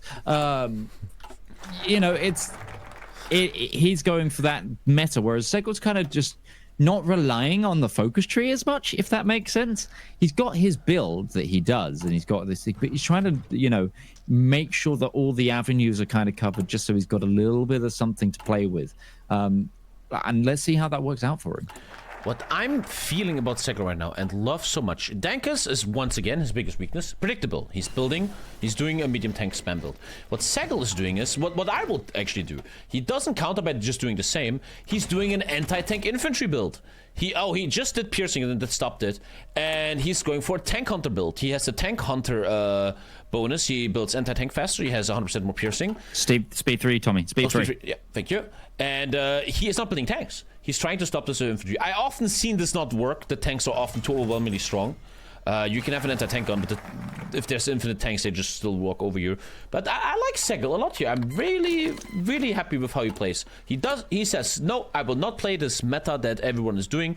I'm doing my own thing. I will try to stop these tanks with infantry anti-tank, which could also really hurt him. Well, we're about to find out. With the war looming on the horizon, I'm really hoping that Dankus, like, he's got that solid tank build now. He's got that build down. I'm hoping it works better on this map for him. Obviously, this is his map pick and faction pick now, considering he lost the last game. I hope we get a third game here. I honestly, I hope we get a third game here because it will be back to Segel's choice if he loses of what map. Are we going to get a Nordwind, or are we going to play on something that's probably more even between the two, something like At the Gates? If I was Segel, I'd probably pick Nordwind just to try and throw Dankus off of being able to do tanks. But then again, also with the faction bans, we're probably going to have to see something completely different again because people are going to have to rely on infantry a lot more. The tank trees are going to be gone. But now war has been declared and the rush has begun for those VPs. Yeah. Second try, he picks Commonwealth here to get the 150 air. He needs to put the air up though, and he has a very weird, beautiful paradrop planned. That actually takes a lot of supply, though. Not enough, though. The air's not up, though. I don't think it is. I think I know exactly why he's going for that, and that's to do with the rail connections. I think if he times it right, Dankus is very takes if that power drop happens. What is Dankus doing? Why is he not going? Dankus with a very brand new player. He is not going into this area, chat. I've never seen that before. Is he just sleeping? He also has a massive debuff. He's not microing his general here. 100% debuff on his whole army here. What is Dankus doing? He's giving away planes? What is Dankus doing here? I see. I think I know what Dankus is doing here. I think because of the plane tiles here near Munster and Dortmund, I think he's going to try and encircle a lot of Segel's forces up here, crush it, and then go for the VPs. Take a look at Dankus' equipment. It looks disastrous. 70,000 guns is bad. Take a look at Segel. Much, much better. Missing a lot of trucks, though. The paradrop happening. Segel, is he getting green bubbles? Is Dankus gifting him a win here? What is Dankus doing? He seems overwhelmed. He seems like he's getting out microed. He has no equipment. He's getting crushed here. His Cypher's just got decrypted as well. Yeah, so he's down all of the stats. This could be real rough here for Dankus. Look at all of this being unequipped. Dankus was just not ready. He's getting utterly overwhelmed right now. One paradrop even goes through, nothing crazy, but this could almost be battle planned. Dankus feels very overwhelmed here.